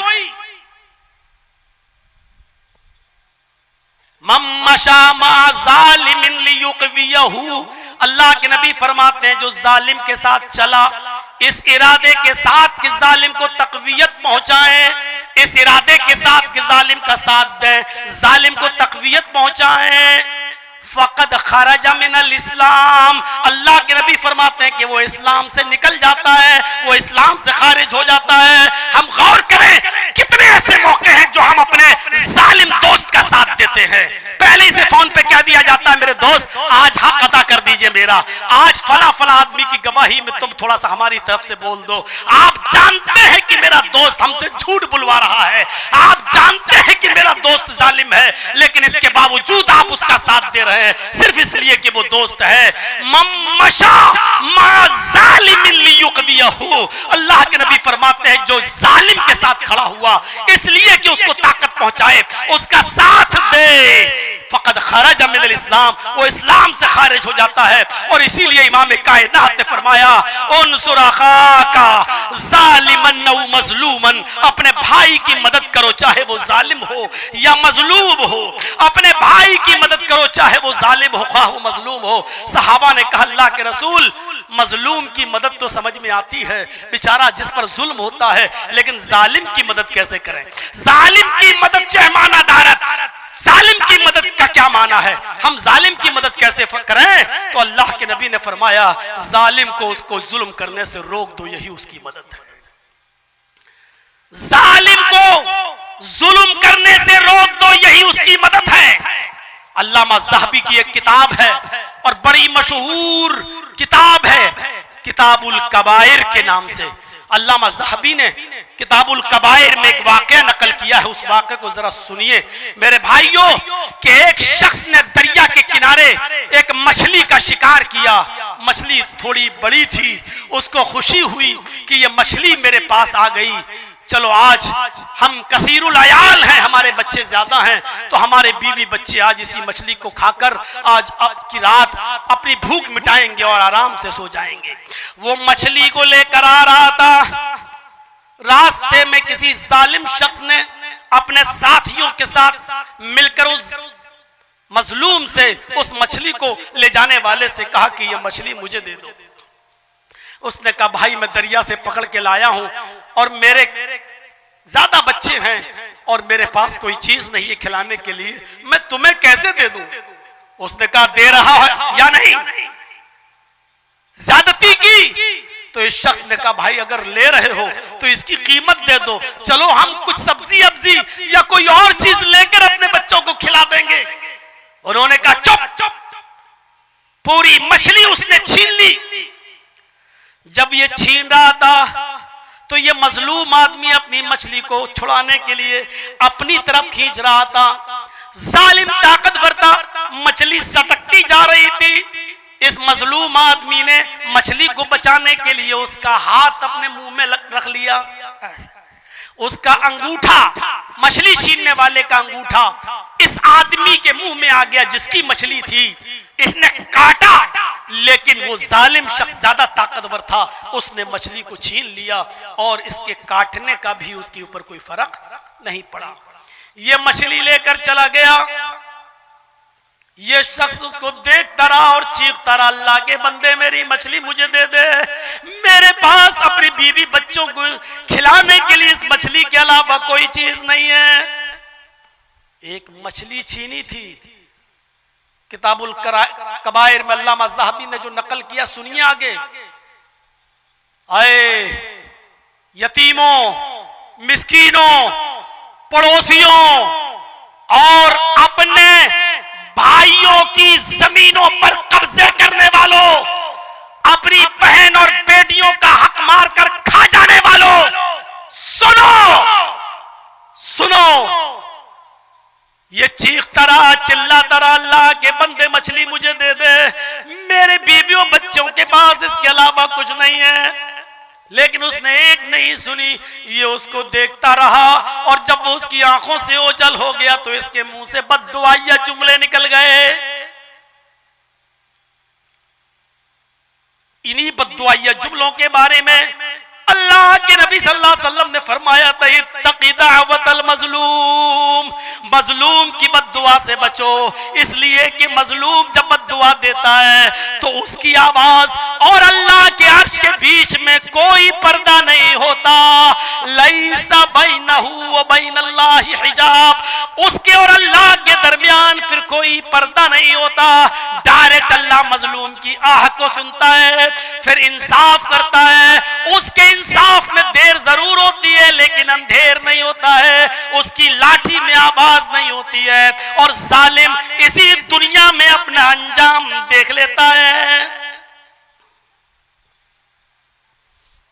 वो आदमी वहां से चला गया, इसके मुंह से बद्दुआया जुमले निकले। उस जालिम ने अपने साथियों के साथ मछली खाई, पकाया खाया और गुलछर्रे उड़ाए और सो गया। रात को इसके अंगूठे में दर्द हुआ, किसी तरीके से इसने सुबह तक उसको रात काट ली और सुबह अपने इलाके के हकीम और तबीब के पास गया। उसने कहा भाई अंगूठा देखो मेरा। तबीब ने उस अंगूठे को देखने के बाद कहा इसमें तो इन्फेक्शन, जहर फैल रहा है, तुम्हारा अंगूठा तो ये सड़ गया है। उस जमाने में कोई एंटीबायोटिक ऐसी दवाइयां तो चलती नहीं थी कि चलो उसके जहर के असर को खत्म कर दो।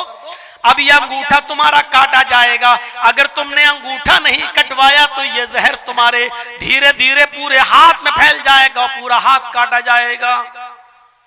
उसने अपने दोस्तों से, लोगों से मशवरा किया और मशवरा करने के बाद फिर यह हुआ कि अंगूठा ही कटवा दो, यही बेहतर है। फिर उसने उस तबीब के पास जाकर 2-4 दिन के बाद अपना अंगूठा कटवा दिया और मुतमईन हो गया कि अंगूठा कट गया, चलो अब जहर का असर खत्म हो गया। 4-6 महीने गुजरे थे कि अब उसके कटे हुए अंगूठे के बाद जो हिस्सा है वहां इसका दर्द शुरू हुआ और दर्द से जब ये बेहाल हो गया तो फिर ये उसी तबीब के पास गया। वो उस इलाके का बड़ा तबीब माना जाता था। उस तबीब को उसने दिखाया, उसने कहा अफसोस तुम्हारा ऑपरेशन सही से नहीं हो सका, कुछ अंसुर उसका बाकी रह गया था, ये जहर तो तुम्हारे पूरे पंजे तक पहुंच चुका है, ये तुम्हारा पूरा पंजा काटा जाएगा। अगर तुमने पूरा पंजा यहां तक नहीं कटवाया पहुंचा तो ये पूरा हाथ में जहर फैल जाएगा और तुम्हारा हाथ यहां से काटा जाएगा। बेहतर है कि हाथ कटने से बेहतर है कि पंजा कटवा लो। उसने 2-4 दिन के बाद उसी तबीब के पास जाकर अपना पंजा भी कटवा दिया। मुतमईन हो गया कि अब मेरी हाथ कट गया, चलो कोई बात नहीं, अब तो मैं सही हो गया क्योंकि अब जहर का असर खत्म हो गया। 6-8 महीने गुजर जाने के बाद उसके पंजे के बाद वाले हाथ में फिर दर्द शुरू हुआ। उसने फिर तबीब को दिखाया, पता चला कि यह जहर यहां तक फैल गया या कोहनी से तुम्हारा हाथ काटा जाएगा। उसने न चाहते हुए भी हाथ कटवा दिया, लेकिन 1 साल गुजर जाने के बाद ये फिर जहर यहां तक फैल गया और जब कांधा कटने का नंबर आया तो कांधा तो काट दिया गया यहां से उसका हाथ, लेकिन हकीम ने कहा कि मेरी सारी हिकमत यहां करना काम हो जाती है। अब मैं कुछ नहीं कर सकता, तुम्हारा जहर फैलता जा रहा है, जबकि मैं उस हिस्से को काट देता हूं। तो मुझे पूरी की पूरी बात बताओ कि तुम्हारा इस अंगूठे में दर्द कैसे शुरू हुआ, कब से शुरू हुआ, ताकि मैं उसकी असल जड़ तक पहुंच सकूं। इसने 2 ढाई 3 साल का अरसा गुजर चुका था। इसने पूरा वाकया बताया कि मैंने एक गरीब आदमी से उसकी मछली छीन रहा था, तो मेरा हाथ उसके मुंह में चला गया, उसने काटा, लेकिन मैं ताकतवर था, मैंने उससे मछली छीन ली। वो चीखता रहा, चिल्लाता रहा, लेकिन मैंने उसकी मछली उसको नहीं दी। इस हकीम ने कहा बस, जरूर उस मजलूम ने तुम्हें बद्दुआ दी है, अब कोई हिकमत मेरी काम नहीं आ सकती है जब तक कि वो मजलूम तुम्हें माफ न कर दे। कोई रास्ता नहीं है तुम्हारे इलाज का। मैं कांधा भी काट दिया, लेकिन ये जहर तुम्हारे पूरे जिस्म में फैलेगा। अगर तुम अपनी जान बचाना चाहते हो तो किसी न किसी तरह उस गरीब और मजलूम इंसान को ढूंढो और तलाश करो और उससे अपनी माफी तलाफी करो। अगर वो तुम्हें माफ कर दे तो शायद अल्लाह भी तुम्हें माफ कर दे और तुम बच सको, वरना कोई और दूसरा इलाज नहीं है तुम्हारा। उस जमाने का हकीम भी कितना खुदा तरस था, उसने इसको बिल्कुल साफ साफ बात बता दी और यह आदमी उस मजलूम को ढूंढने लगा। अल्लामा ज़हबी जैसी शख्सियत इस वाक़े को नकल करती है। ढूंढता रहा, तलाश करता रहा, 1-2 महीने तक वो मजलूम आदमी दिखा ही नहीं, वो गरीब आदमी दिखा ही नहीं। और उसके बाद अचानक 2 महीने के बाद उस मजलूम आदमी पर नजर पड़ती है, तो ये मजलूम आदमी के पैरों पे गिर जाता है, हाथ जोड़ता है। इसने कहा रे भाई, मैं तो गरीब आदमी हूं, तुम मेरे पैरों पर क्यों गिर रहे हो? उठो उठो, क्या बात है, मैंने तुम्हें पहचाना नहीं, तुम कौन हो?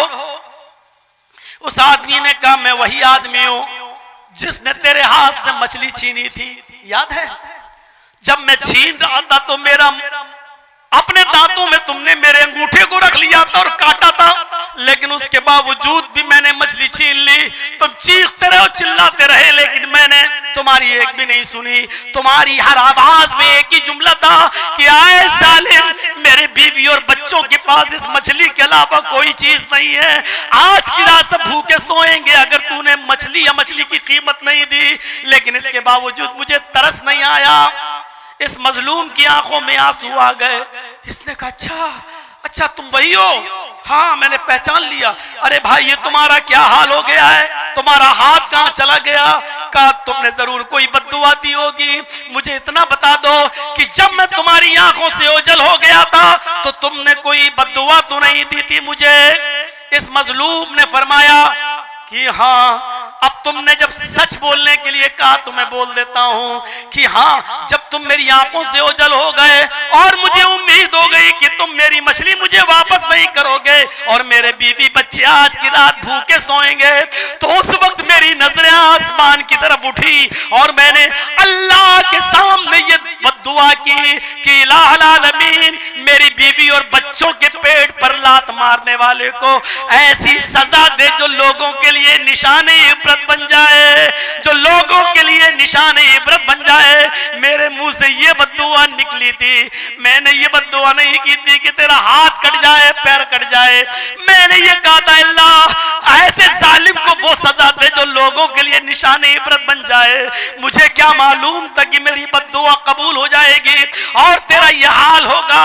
फरमाया, आए मजलूम शख्स मेरे भाई, अगर आज तुमने मुझे माफ न किया तो ये जहर मेरे पूरे बदन में फैल जाएगा और मैं मर जाऊंगा। जिस तरह तुम्हारे बीवी बच्चे उसी तरह मेरे भी बीवी बच्चे हैं। अल्लाह के लिए मुझे माफ कर दे। इस गरीब इंसान ने, इस मजलूम ने कहा जाओ, अल्लाह के लिए मैं तुम्हें माफ कर रहा हूं, मेरा तुमसे कोई मामला नहीं। वैसे तुम बड़ी सजा पा चुके हो, मुझे ये उम्मीद भी नहीं थी, लेकिन मुझे क्या मालूम कि वो कबूलियत की घड़ी थी और अल्लाह मेरी दुआ ऐसे वक्त में सुन लेगा। जाओ मेरे भाई, मैंने तुम्हें दिल से माफ कर दिया, मैंने तुम्हें दिल से माफ कर दिया। तो मेरे भाइयों, किताबुल कबाइर से अल्लामा ज़हबी का ये वाकया नकल करने के बाद मैं ये बताना चाहता हूं कि जालिम को जुल्म की सजा फौरन नहीं मिलती है, जैसे शख्स को भी 2-2.5 साल के बाद मिली, लेकिन मिली 1 इंच भी अगर किसी की जमीन पर कब्जा किया है, किसी की मां बहन को गाली दी है, किसी को बुरा भला कहा है, आज ही से माफी तलाफी कर लो, अपने मामलात साफ कर लो। मोहम्मद रसूलुल्लाह सल्लल्लाहु अलैहि वसल्लम ने इंतकाल से 4 दिन पहले भी यही कहा था। जिस दिन आपने ये कहा था कि मैं तुम्हारे दरमियान 2 चीजें छोड़कर जा रहा हूं, उससे पहले आपने ये भी कहा था कि अगर मैंने किसी को मारा हो तो आओ वो मुझसे अपना बदला ले ले, अगर मैंने किसी को थप्पड़ मारा है तो वो मुझे भी मार ले, मैंने किसी को कुछ कहा है तो वो आज मुझे कुछ कह ले। नबी अकरम ने आवाम की अदालत में अपने आप को सामने रखकर कहा था, अगर मैंने किसी के साथ कोई बुरा सलूक किया तो आज अपना इंतकाम ले ले और बदला ले ले। मेरे प्यारे साथियों, ये वो हस्ती है जिस हस्ती के बारे में हम और आप 5 अजान के बाद, नमाज के बाद ये दुआ मांगते हैं, क्या वबासु मकाम महमूदा, जिसको मकाम महमूद के लिए जिसके हम दुआएं करते रहते हैं। ये वो हस्ती है मेरे भाइयों जो जन्नत में सबसे पहले दाखिल होगी, ये वो हस्ती है जो जन्नत का दरवाजा सबसे पहले खटखटाएगी, ये वो हस्ती है मेरे भाइयों। लेकिन इसके बावजूद वो अपने आप को पेश कर रहे हैं, ये लो अगर मैंने किसी को मारा हो तो ये मैंने अपने ऊपर से चादर हटा दी, तुम भी आओ और अपना इंतकाम ले लो, अपना बदला ले लो। एक मर्तबा अल्लाह के नबी सल्लल्लाहु अलैहि वसल्लम नमाज पढ़ा रहे थे और एक सहाबी की पीठ में आपने कचौका लगाया, चलो पीछे चलो, तुम आगे निकले हुए पीछे चलो। उसने कहा अल्लाह के नबी आपने ये लाठी, ये नेजा मेरे पीठ में या सीने में चुभोया है, मैं इंतकाम लूंगा, मैं बदला लूंगा। अल्लाह के नबी ने फौरन अपनी चादर उतार ली कि हाँ ले लो अपना बदला ले लो। जैसे ही वो करीब आया और उसने फट से मोहम्मद रसूलुल्लाह के सीने को चूम लिया, उसने कहा हाशा कल्ला, अल्लाह के नबी मैं बदला लूंगा, मैं क्या ये नेजा आपके सीने में चुभाऊंगा? क्या आप हमसे ये उम्मीद रखते हैं? नहीं अल्लाह के नबी, मुझे तो आपके सीने का बोसा लेना था, इसलिए मैंने ऐसा ये चाल चली है और ये एक तरीके से कहा जाए मैंने ये गेम खेला है, क्योंकि आप ऐसे चूमने नहीं देंगे तो मैंने ऐसे ऐसे करके आपके चादर को हटवा कर आपका सीने का बोसा ले लिया। तो मेरे भाइयों, बताने का मकसद ये है कि आपने चादर उतार दी कि लो अपना इंतकाम ले लो, अपने आप को बदले के लिए पेश। वो हस्ती जब कर सकती है तो हम और आप उनसे बड़े तो नहीं हैं, उनसे ऊंचा मकाम तो हमारा और आपका नहीं है, फिर हम और आप अपने आप को बदले के लिए क्यों पेश नहीं कर सकते, इंतकाम के लिए क्यों पेश नहीं कर सकते? तो ये है हुकूकुल इबाद की एक मुख्तसर सी वजाहत। उसके बाद सबसे पहली जो चीज बयान की है अल्लाह के नबी सल्लल्लाहु कुरान ने, वो है हुकूकुल इबाद में वबिल वालिदैन एहसाना, वालिदैन के साथ एहसान करो।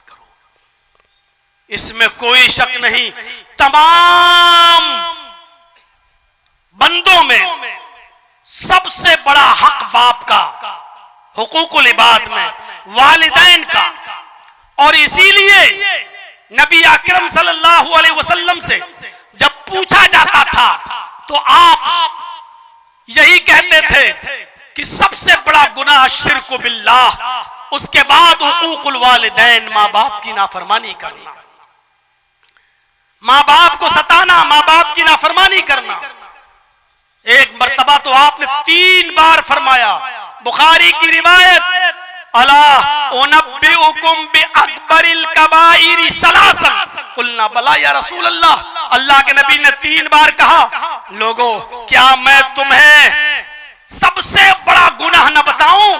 क्या मैं तुम्हें सबसे बड़े गुनाहों से बाखबर न कर दूं? अला उनब्बिउकुम बिअकबरिल कबाइर, ये बात 3 बार आपने कही। सहाबा ने फरमाया बला या रसूल अल्लाह, क्यों नहीं? अय अल्लाह के नबी, हम जानना चाहते हैं कि सबसे बड़ा गुनाह क्या है, हमें बाखबर कीजिए, हमें बताइए कि सबसे बड़ा गुनाह क्या है। आपने फरमाया अश्शिर्कु बिल्लाह, अल्लाह के साथ किसी को शरीक करना, व उकूकुल वालिदैन, और माँ बाप की नाफरमानी करना। और माँ बाप की नाफरमानी करना ये सबसे बड़ा गुनाह अल्लाह के नबी जनाब मोहम्मद रसूलुल्लाह सल्लल्लाहु अलैहि वसल्लम बयान कर रहे हैं। आप सोचिए कैसी वो औलाद है जो अपने माँ बाप को सताती है, एक सहाबी आए अल्लाह के नबी से, मैं बैत करूंगा जिहाद के लिए। आप सहाबा को जिहाद के लिए लेके जा रहे हैं, मैं भी जिहाद के लिए जाऊंगा। अल्लाह के नबी क्या मैं चलूं? आपने उससे सवाल किया, अहय्युन वालिदाक, क्या तुम्हारे माँ बाप जिंदा हैं? अहय्युन वालिदाक, क्या तुम्हारे माँ और बाप दोनों बाहयात हैं? उसने कहा हाँ। आए अल्लाह के नबी, मेरी माँ भी जिंदा है, मेरे बाप भी जिंदा है।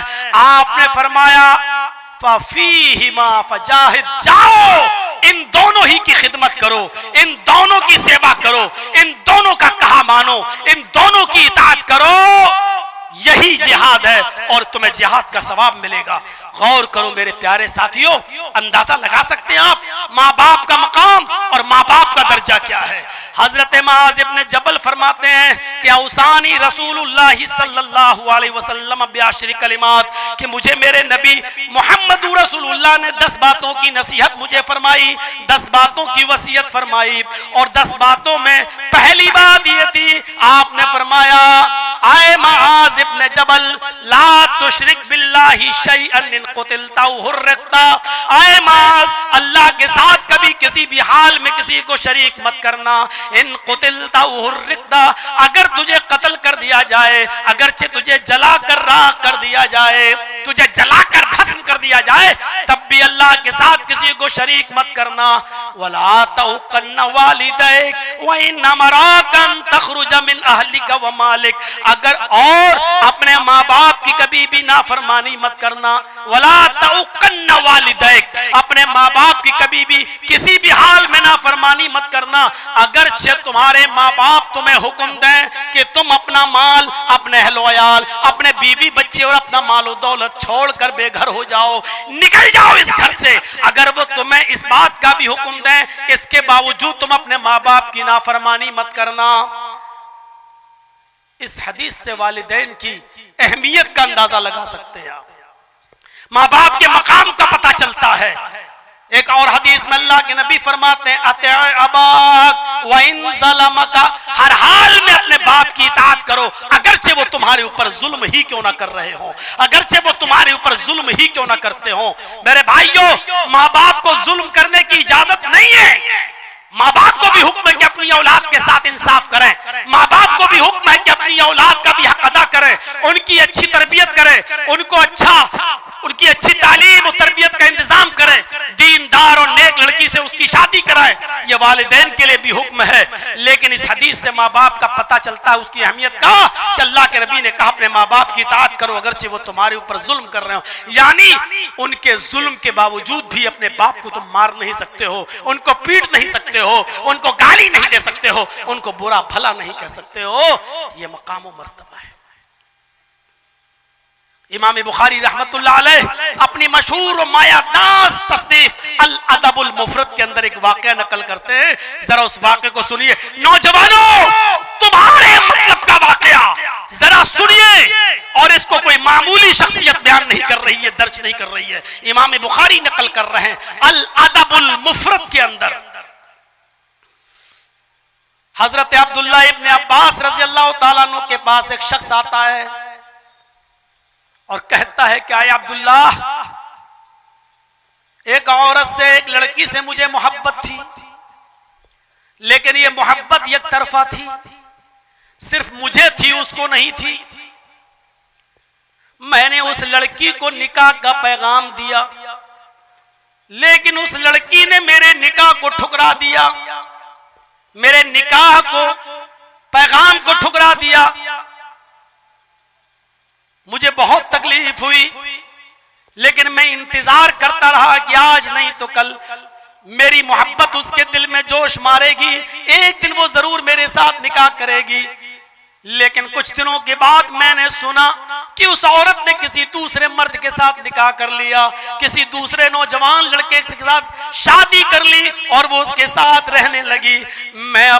मैंने उसको अपनी इंसल्ट समझा, मैंने इस चीज को अपनी बेइज्जती समझा, और आओ देखा ना ताओ तैश में आया और मैंने खंजर लिया और उस औरत के, उस लड़की की तलाश में मैं रहा, और जैसे ही मैंने उसको तन्हाई में पाया, मैंने वो खंजर उसके पेट में मार दिया और उसको कत्ल कर दिया, उसको मार डाला। और मैं 1-2 साल के लिए रफू चक्कर हो गया, भाग गया और मेरा मामला पसे पर्दा रहा, पीठ पीछे रहा। आज तक किसी को पता ही नहीं चल सका कि इसको किसने मारा। वो औरत दफना दी गई। लेकिन मैं आपके पास आया हूं, आया अब्दुल्ला इब्ने अब्बास, मेरे लिए मगफिरत का कोई रास्ता हो तो बताइए, मेरे लिए बख्शिश का कोई रास्ता हो तो बताइए। क्या मेरी कोई बख्शिश हो सकती है? मेरी कोई बख्शिश की उम्मीद है?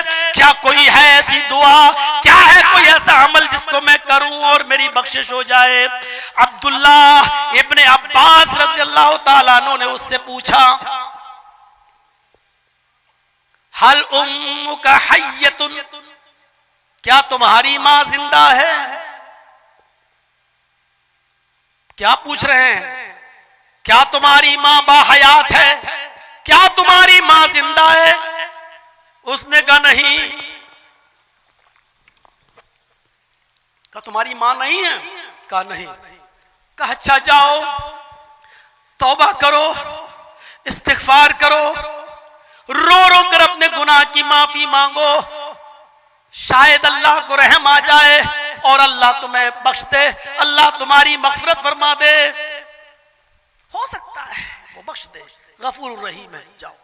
जब वो चला गया तो एक दूसरे साहबी ने अब्दुल्ला इब्ने अब्बास से पूछा, आए अब्दुल्ला इब्ने अब्बास, उस आदमी ने एक औरत का कत्ल किया है, और जब उसने पूछा कि मेरी मगफिरत की का कोई रास्ता है, तो आपने उससे एक ही सवाल किया, हल उम्मुका हय्यतुन, क्या तुम्हारी मां जिंदा है? आपने उसको मां के बारे में क्यों पूछा? आपने उससे उसकी मां के बारे में क्यों सवाल किया कि तुम्हारी मां जिंदा है? तो अब्दुल्ला इब्ने अब्बास फरमाते हैं, मैं नहीं समझता कि मां की खिदमत के अलावा, मां की खिदमत से भी ज्यादा बढ़कर कोई ऐसा अमल हो जो इसके इस गुनाह को खत्म कर सकता हो। मैंने सोचा कि इसकी मां अगर जिंदा हो तो ये कहूं जाओ तुम अपनी मां की खिदमत करो, क्योंकि मां की खिदमत तकर्रुब इल्लाह का वाहिद वो जरिया है कि जिसकी बुनियाद पर ये अपने इस गुनाह को माफ करवा सकता था, अपने गुनाह को बख्शवा सकता था। तो मेरे प्यारे साथियों, अब्दुल्ला इब्ने अब्बास ने कहा, मैंने इसलिए उससे मां के बारे में पूछा।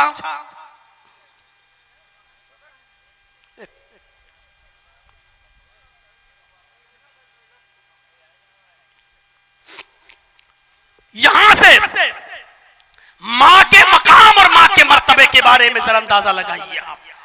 इमाम बुखारी नकल कर रहे हैं अल अदबुल मुफरद के अंदर, क्या कह रहे हैं कि अब्दुल्ला इब्ने अब्बास ने कहा, मैंने इसलिए मां के बारे में पूछा तुम्हारी मां जिंदा है कि मां के साथ अच्छा बर्ताव करना, उसकी खिदमत करना, उसकी इताअत करना, उसकी बात मानना और उसकी खिदमत, ये वाहिद वो जरिया है जो अल्लाह के बहुत करीब कर देता है।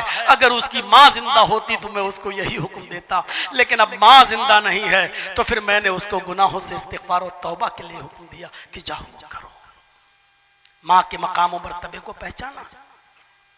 अल्लामा याफ़ई रहमतुल्लाह अलैह की एक किताब है मिरातुल जिनान, उस किताब के अंदर उन्होंने बरामिका के 2 शख्स फजल बरमकी और यहया बरमकी का वाकया नकल किया है। वो बरामिका जिनकी शानो शौकत और सुतुव्वत पूरे ममलकते बगदाद पर छाई हुई थी, जिनका रोबो दबदबा बैठा हुआ था, लेकिन जब ममलकते बगदाद के ऊपर खलीफा हारून रशीद का इताब आया तो फजल बरमकी और यहया बरमकी बाप और बेटे दोनों गिरफ्तार कर लिए गए और दोनों को जेल में डाल दिया गया। फजल बरमकी भी जेल में कैद हैं और उनके बाप यहया बरमकी भी जेल में हैं। यहया बरमकी बुजुर्ग हो चुके हैं, बुढ़ापे को पहुंच चुके हैं। फजल बरमकी देखते हैं कि मेरा बाप बहुत बूढ़ा है और जेल के अंदर, कैद खाने के अंदर गर्म पानी का इंतजाम नहीं है। सर्दियों की इन रातों में मेरे बाप को ठंडे पानी से वुजू बनाना पड़ता है। तो जानते हो फजल बरमकी क्या करते थे? तांबे के एक लोटे में इशा की नमाज के बाद पानी भर लिया करते थे और उसी तांबे के लोटे को इशा की नमाज पढ़ने के बाद अपने पेट से लगा लिया करते थे कि पेट की गर्मी से सुबह फजर की नमाज के वक्त तक इस पानी में थोड़ी सी गर्मी आ जाएगी, हरारत आ जाएगी। रात भर वो जागा करते थे, सोते नहीं थे कि फजर की नमाज के वक्त में अपने बाप को कदरे गर्म पानी दे दूं, लेकिन जेल में गर्म पानी का इंतजाम नहीं था और उनको दिया भी नहीं जाता था, इसलिए फजल पर मकी तांबे के लोटे को अपने पेट में लगा लिया करते थे और इशा की नमाज से लेकर फजर तक पेट की गर्मी से उस पानी को थोड़ा बहुत गर्म करते थे। सुबह तक थोड़ी सी हरारत उसमें आ जाया करती थी, फौरन वो पानी अपने बाप को पेश कर दिया करते थे और उस पानी से वुजू बनाकर उनके बाप याह्या बरमकी अपने बेटे को दुआ दिया करते थे। मुझे बताना यह है कि बाप की खिदमत का मेरे भाइयों ये मौका हर किसी को हर वक्त नहीं मिलता है। खुश नसीब है वो इंसान आखिरी दिनों में और आखिरी अय्याम में अपने बाप की खिदमत में कामयाब हो जाएं और उनकी खिदमत करें। जिसका बाप राजी है और इंतकाल कर गया है इस हाल में कि वो अपने बेटे से खुश है, तो मेरे भाइयों उस बेटे को जन्नत की बशारत दी है जनाब मोहम्मद रसूलुल्लाह ने।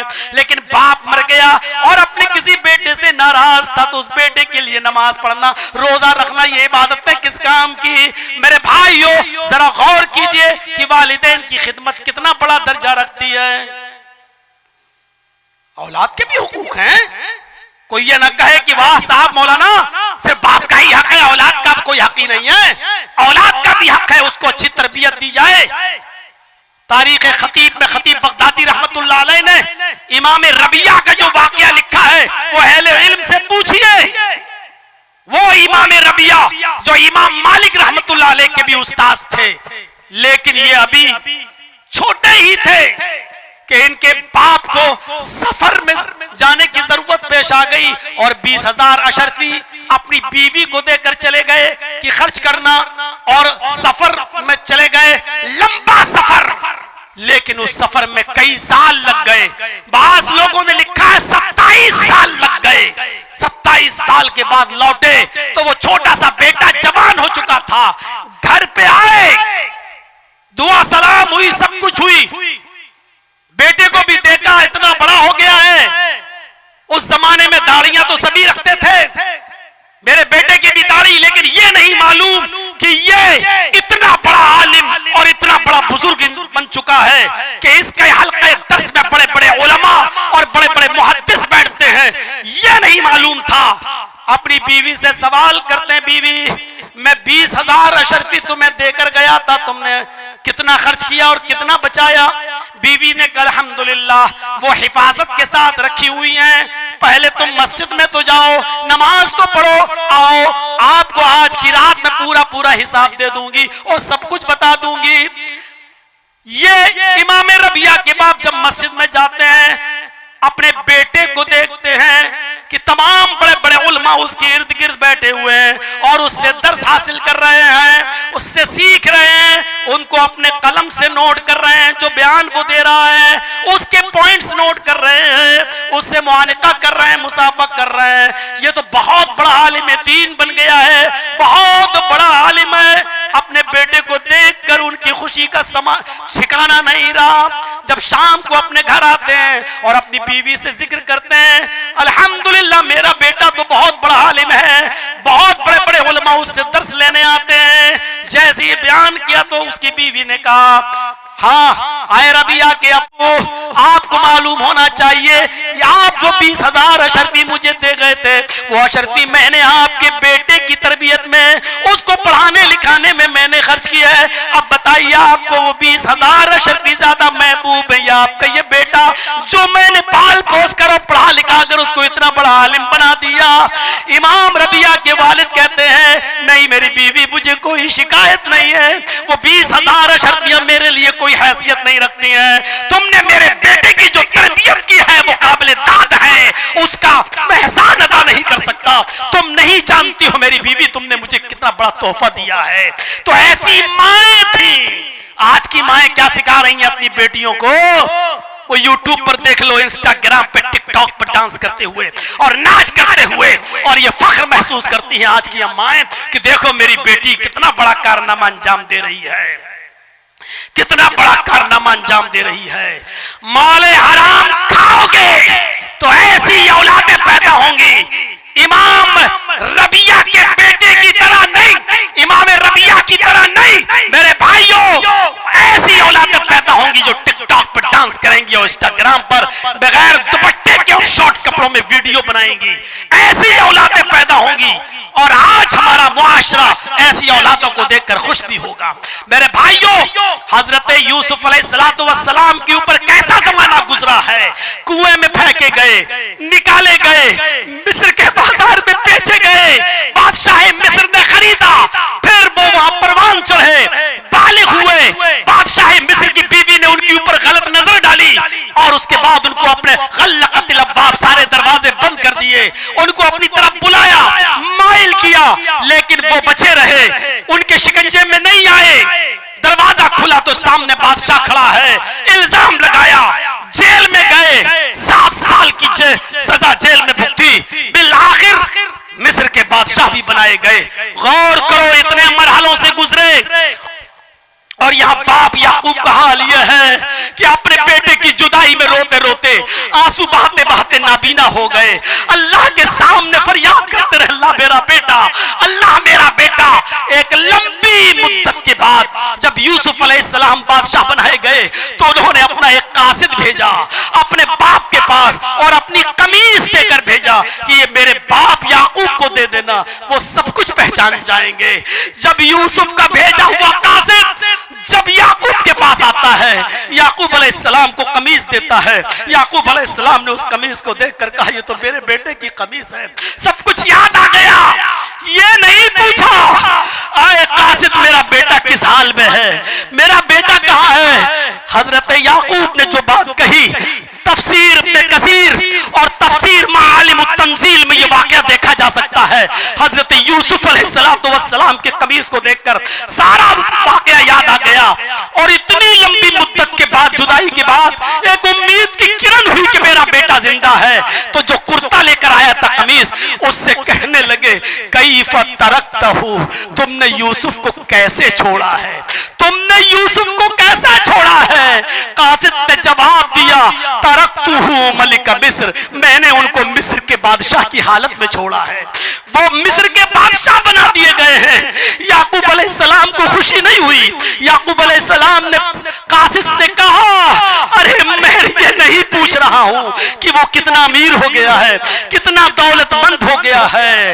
ला असअलुकुम मन हाजा, मेरा मतलब ये नहीं है कि वो मिस्र का बादशाह बन गया या कितना अमीर हो गया और कितना दौलतमंद हो गया, नहीं। वलाकिन असअलुकुम अन अय्य दीन तरकतहु, मैं तुमसे ये पूछना चाहता हूं कि तुमने उसको किस दीन पर छोड़ा है, उसका दीन क्या है, उसका मजहब क्या है, वो एक अल्लाह की इबादत करता है या नहीं करता है, नमाज का पाबंद है या नहीं है।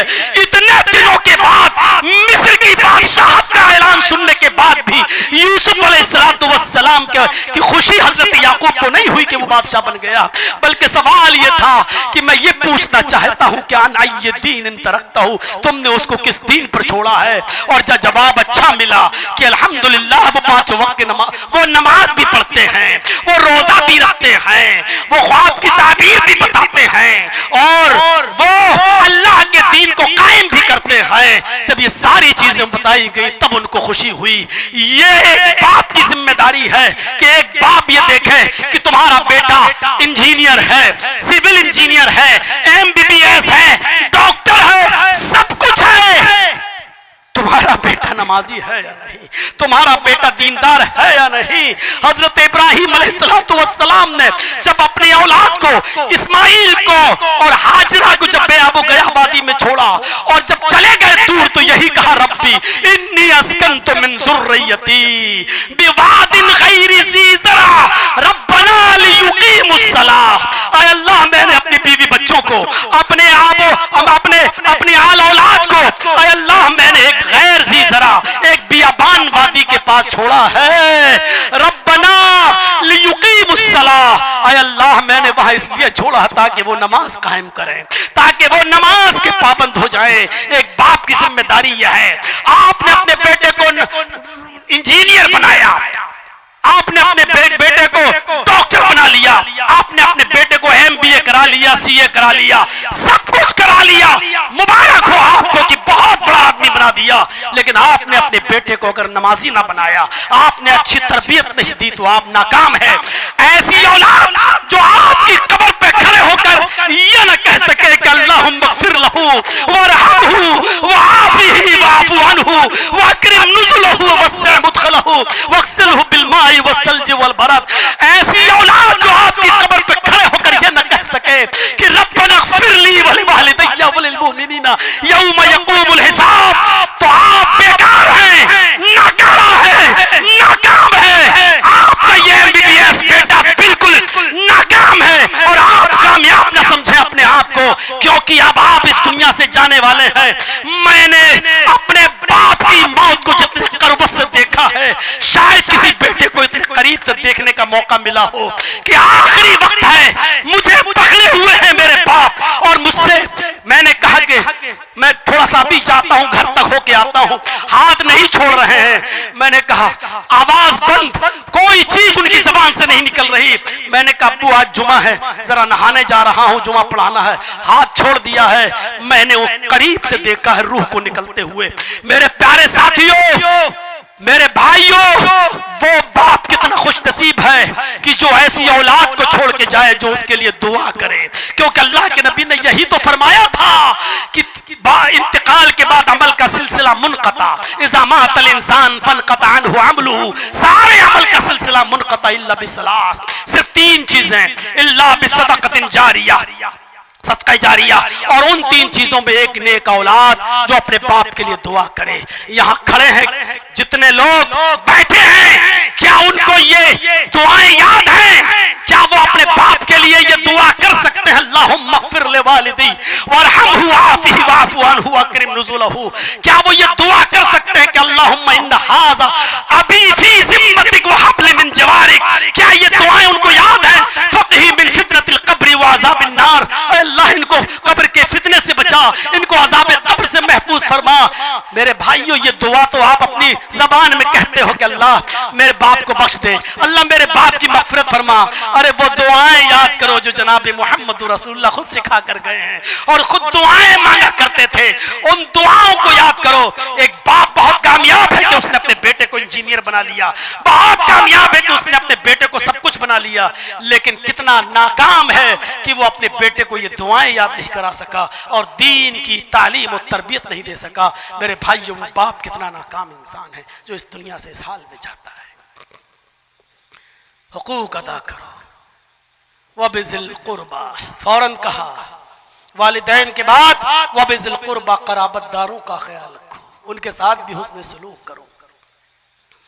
इमाम बुखारी ने अल-अदबुल मुफ़रद में एक और वाक़या नकल किया है। अबू हुरैरा जब ताइफ गए तो लोगों ने उनसे कहा कि बहुत दिनों के बाद आप आए हैं, कोई हदीस सुनाइए जो अल्लाह के रसूल से सुनी हो। अबू हुरैरा ने फरमाया आज मैं थका हुआ हूं, कल बताऊंगा इंशाअल्लाह। दूसरे दिन महफिल जमा, जैसे आपके यहाँ कोई बड़ा आलिम आ जाए तो आप पहले से जुमे में भर देते हैं मस्जिद, ऐसे ही अबू हुरैरा आए हैं, पूरा ताइफ के लोगों ने मस्जिद भर दी। अबू हुरैरा फरमाते हैं कि आप लोग अल्लाह के रसूल की कोई हदीस सुनना चाहते हो? फरमाया हाँ। फरमाया मेरी एक शर्त है, ये शर्त अगर मौलाना जर्जीस लगाते तो कितने लोग बचेंगे यहाँ पर? शर्त है। पूछा लोगों ने क्या शर्त है? फरमाया कि मैं दर्स दूंगा, मैं नबी की हदीस सुनाऊंगा, लेकिन मेरी शर्त यह है कि अगर इस महफिल में, इस मस्जिद के अंदर अगर एक भी आदमी ऐसा बैठा हुआ हो जो अपनी खाला, जो अपने किसी रिश्तेदार से नाराज हो, जो अपने किसी रिश्तेदार से नाराज हो, वो इस मस्जिद से चला जाए। बस पूरी मस्जिद में एक आदमी उठा, नौजवान, मस्जिद के बाहर निकल के कहता अबू हुरैरा अभी दर्स मत देना, मेरी खाला मुझसे नाराज है, मैं जा रहा हूं, अभी माफी मांग कर आता हूं, जब तक मैं ना आ जाऊं दर्स नहीं देना, ये दर्स मुझसे छूट जाएगा। का जाओ, मैं इंतजार कर रहा हूं। वो शख्स गया अपनी खाला के पास, माफी मांग कर आया, खाला ने भी माफ कर दिया, लेकिन खाला ने कहा भांजे अबू हुरैरा से मेरी तरफ से इतना पूछ लेना, एक आदमी की नाराजगी की वजह से पूरी मस्जिद वालों को दर्स क्यों नहीं दिया, उनको खिताब क्यों नहीं किया? वो शख्स आया, अबू हुरैरा मैं अपनी खाला से नाराज था, मेरी खाला नाराज थी, माफी तलाफी हो गई, माफ कर दिया, अब कोई नहीं है, दर्स दीजिए। अबू हुरैरा कहते हैं बैठो अब मैं दर्स देता हूं। लोगों मैंने अल्लाह के नबी से सुना है। नौजवान बोला अबू हुरैरा मेरी खाला ने एक मसला पूछा है, एक शख्स की वजह से, एक आदमी की नाराजगी की वजह से पूरी महफिल वालों को आपने दर्स क्यों नहीं दिया, क्यों आपने खिताब नहीं किया? तो अबू हुरैरा फरमाते हैं यही मेरा दर्स होगा आज। मैंने अल्लाह के रसूल सल्लल्लाहु अलैहि वसल्लम से सुना है जिस मजलिस में, जिस महफिल में एक भी आदमी रिश्तेदारी को तोड़ने वाला काते रहम एक भी होता है, एक भी शख्स अगर किसी अपने रिश्तेदार से नाराज रहता है तो अल्लाह पूरी मजलिस, पूरी महफिल पर सकीनत और गशियत और रहमत नाजिल नहीं फरमाता है। अल्लाह अपनी गशियत, रहमत और सकीनत पूरी मजलिस से उठा लेता है। मैंने सोचा कि अगर कोई ऐसा आदमी यहाँ रहा तो अल्लाह की रहमत नाजिल ही नहीं होगी तो दर्स देने का फायदा क्या है। इसलिए मैंने कहा कि कोई भी शख्स नाराज हो तो चला जाए। मेरे भाइयों, मौलाना जर्जीस अगर कह दें कि जो भी आदमी अपने रिश्तेदार से नाराज हो वो यहां से उड़ के चला जाए, तो मैं नहीं समझता हूं ईमानदारी के साथ अगर लोग उठ के जाने लगे तो एक आदमी भी यहां मौजूद रहे, शायद मौलाना जर्जीस भी इस हम्माम में नंगे नजर आएंगे, क्योंकि ऐसा हो ही नहीं सकता कि सब मुझसे भी खुश हों। कोई ना कोई तो मुझसे भी नाराज होगा मेरे रिश्तेदारों में। गौर करिए आप, बातें बहुत लंबी हो जाएंगी। अभी तो यतामा है, फिर मसाकीन है, फिर वल जारिल कुर्बा है, फिर वल जारिल जुनुब है, वो साहिब बिल जंब है, फिर वबनी सबील है, फिर वमा मलकत ईमानुकुम है। मैंने शुरू ही में कहा था कि शायद आज मैं पूरा खिताब इस आयत पर न दे सकूं और पूरी बातें पेश ना कर सकूं। 2 घंटे का, 1.5 घंटे का ये खिताब मेरे भाइयों काफी है। अगर कल बहराइश में प्रोग्राम ना होता तो मैं थोड़ा टाइम और लेता आपका। अभी निकलते निकलते भी आधा घंटा लग ही जाएगा, क्योंकि कमेटी वाले भी अपना हक अदा करेंगे, ले जाएंगे, बिठाएंगे, फिर बेचारे हमें वहां तक छोड़ेंगे। तो हम इन्हीं बातों पर इक्तिफा करते हैं। पूरे खिताब का लब्बे-लुबाब सिर्फ यह है कि अल्लाह के हक की अदायगी के साथ साथ हुकूकुल इबाद बहुत जरूरी है, और अल्लाह अपने हक में हुई कमी को माफ कर सकता है, लेकिन बंदों के हुकूक में कमी हुई तो अल्लाह माफ नहीं करेगा। मेरे प्यारे साथियों, हक अदा कीजिए, जमीन और जायदाद का बंटवारा सही तौर पर कीजिए, किसी पर जुल्म मत कीजिए। अल्लाह से दुआ है कि बार अल्लाह हमारी खताओं को माफ फरमा दे, हमारे गुनाहों को बख्श दे, हम जमीन मुसलमानों पर रहम फरमा। आय अल्लाह हमें बंदों के हुकूक अदा करने की तौफीक अता फरमा, रिश्तेदारों के हुकूक अदा करने की तौफीक अता फरमा, हुकूक ज़ौजैन अदा करने की तौफीक अता फरमा, हुकूकुल वालिदैन वल औलाद अदा करने की तौफीक अता फरमा, और जितने भी बंदों की किस्में हैं हमें एक दूसरे के हक को समझने की तौफीक अता फरमा। इलाहुल आलमीन, जब तक तू हमें जिंदा रख, इस्लाम पे जिंदा रखना, और जब हमारा खात्मा हो तो ईमान पर हमारा खात्मा फरमाना। वमा अलैना इल्लल बलागुल मुबीन व आखिरु दावाना अनिल हम्दुलिल्लाहि रब्बिल आलमीन। अस्सलामु अलैकुम व रहमतुल्लाहि व बरकातहू।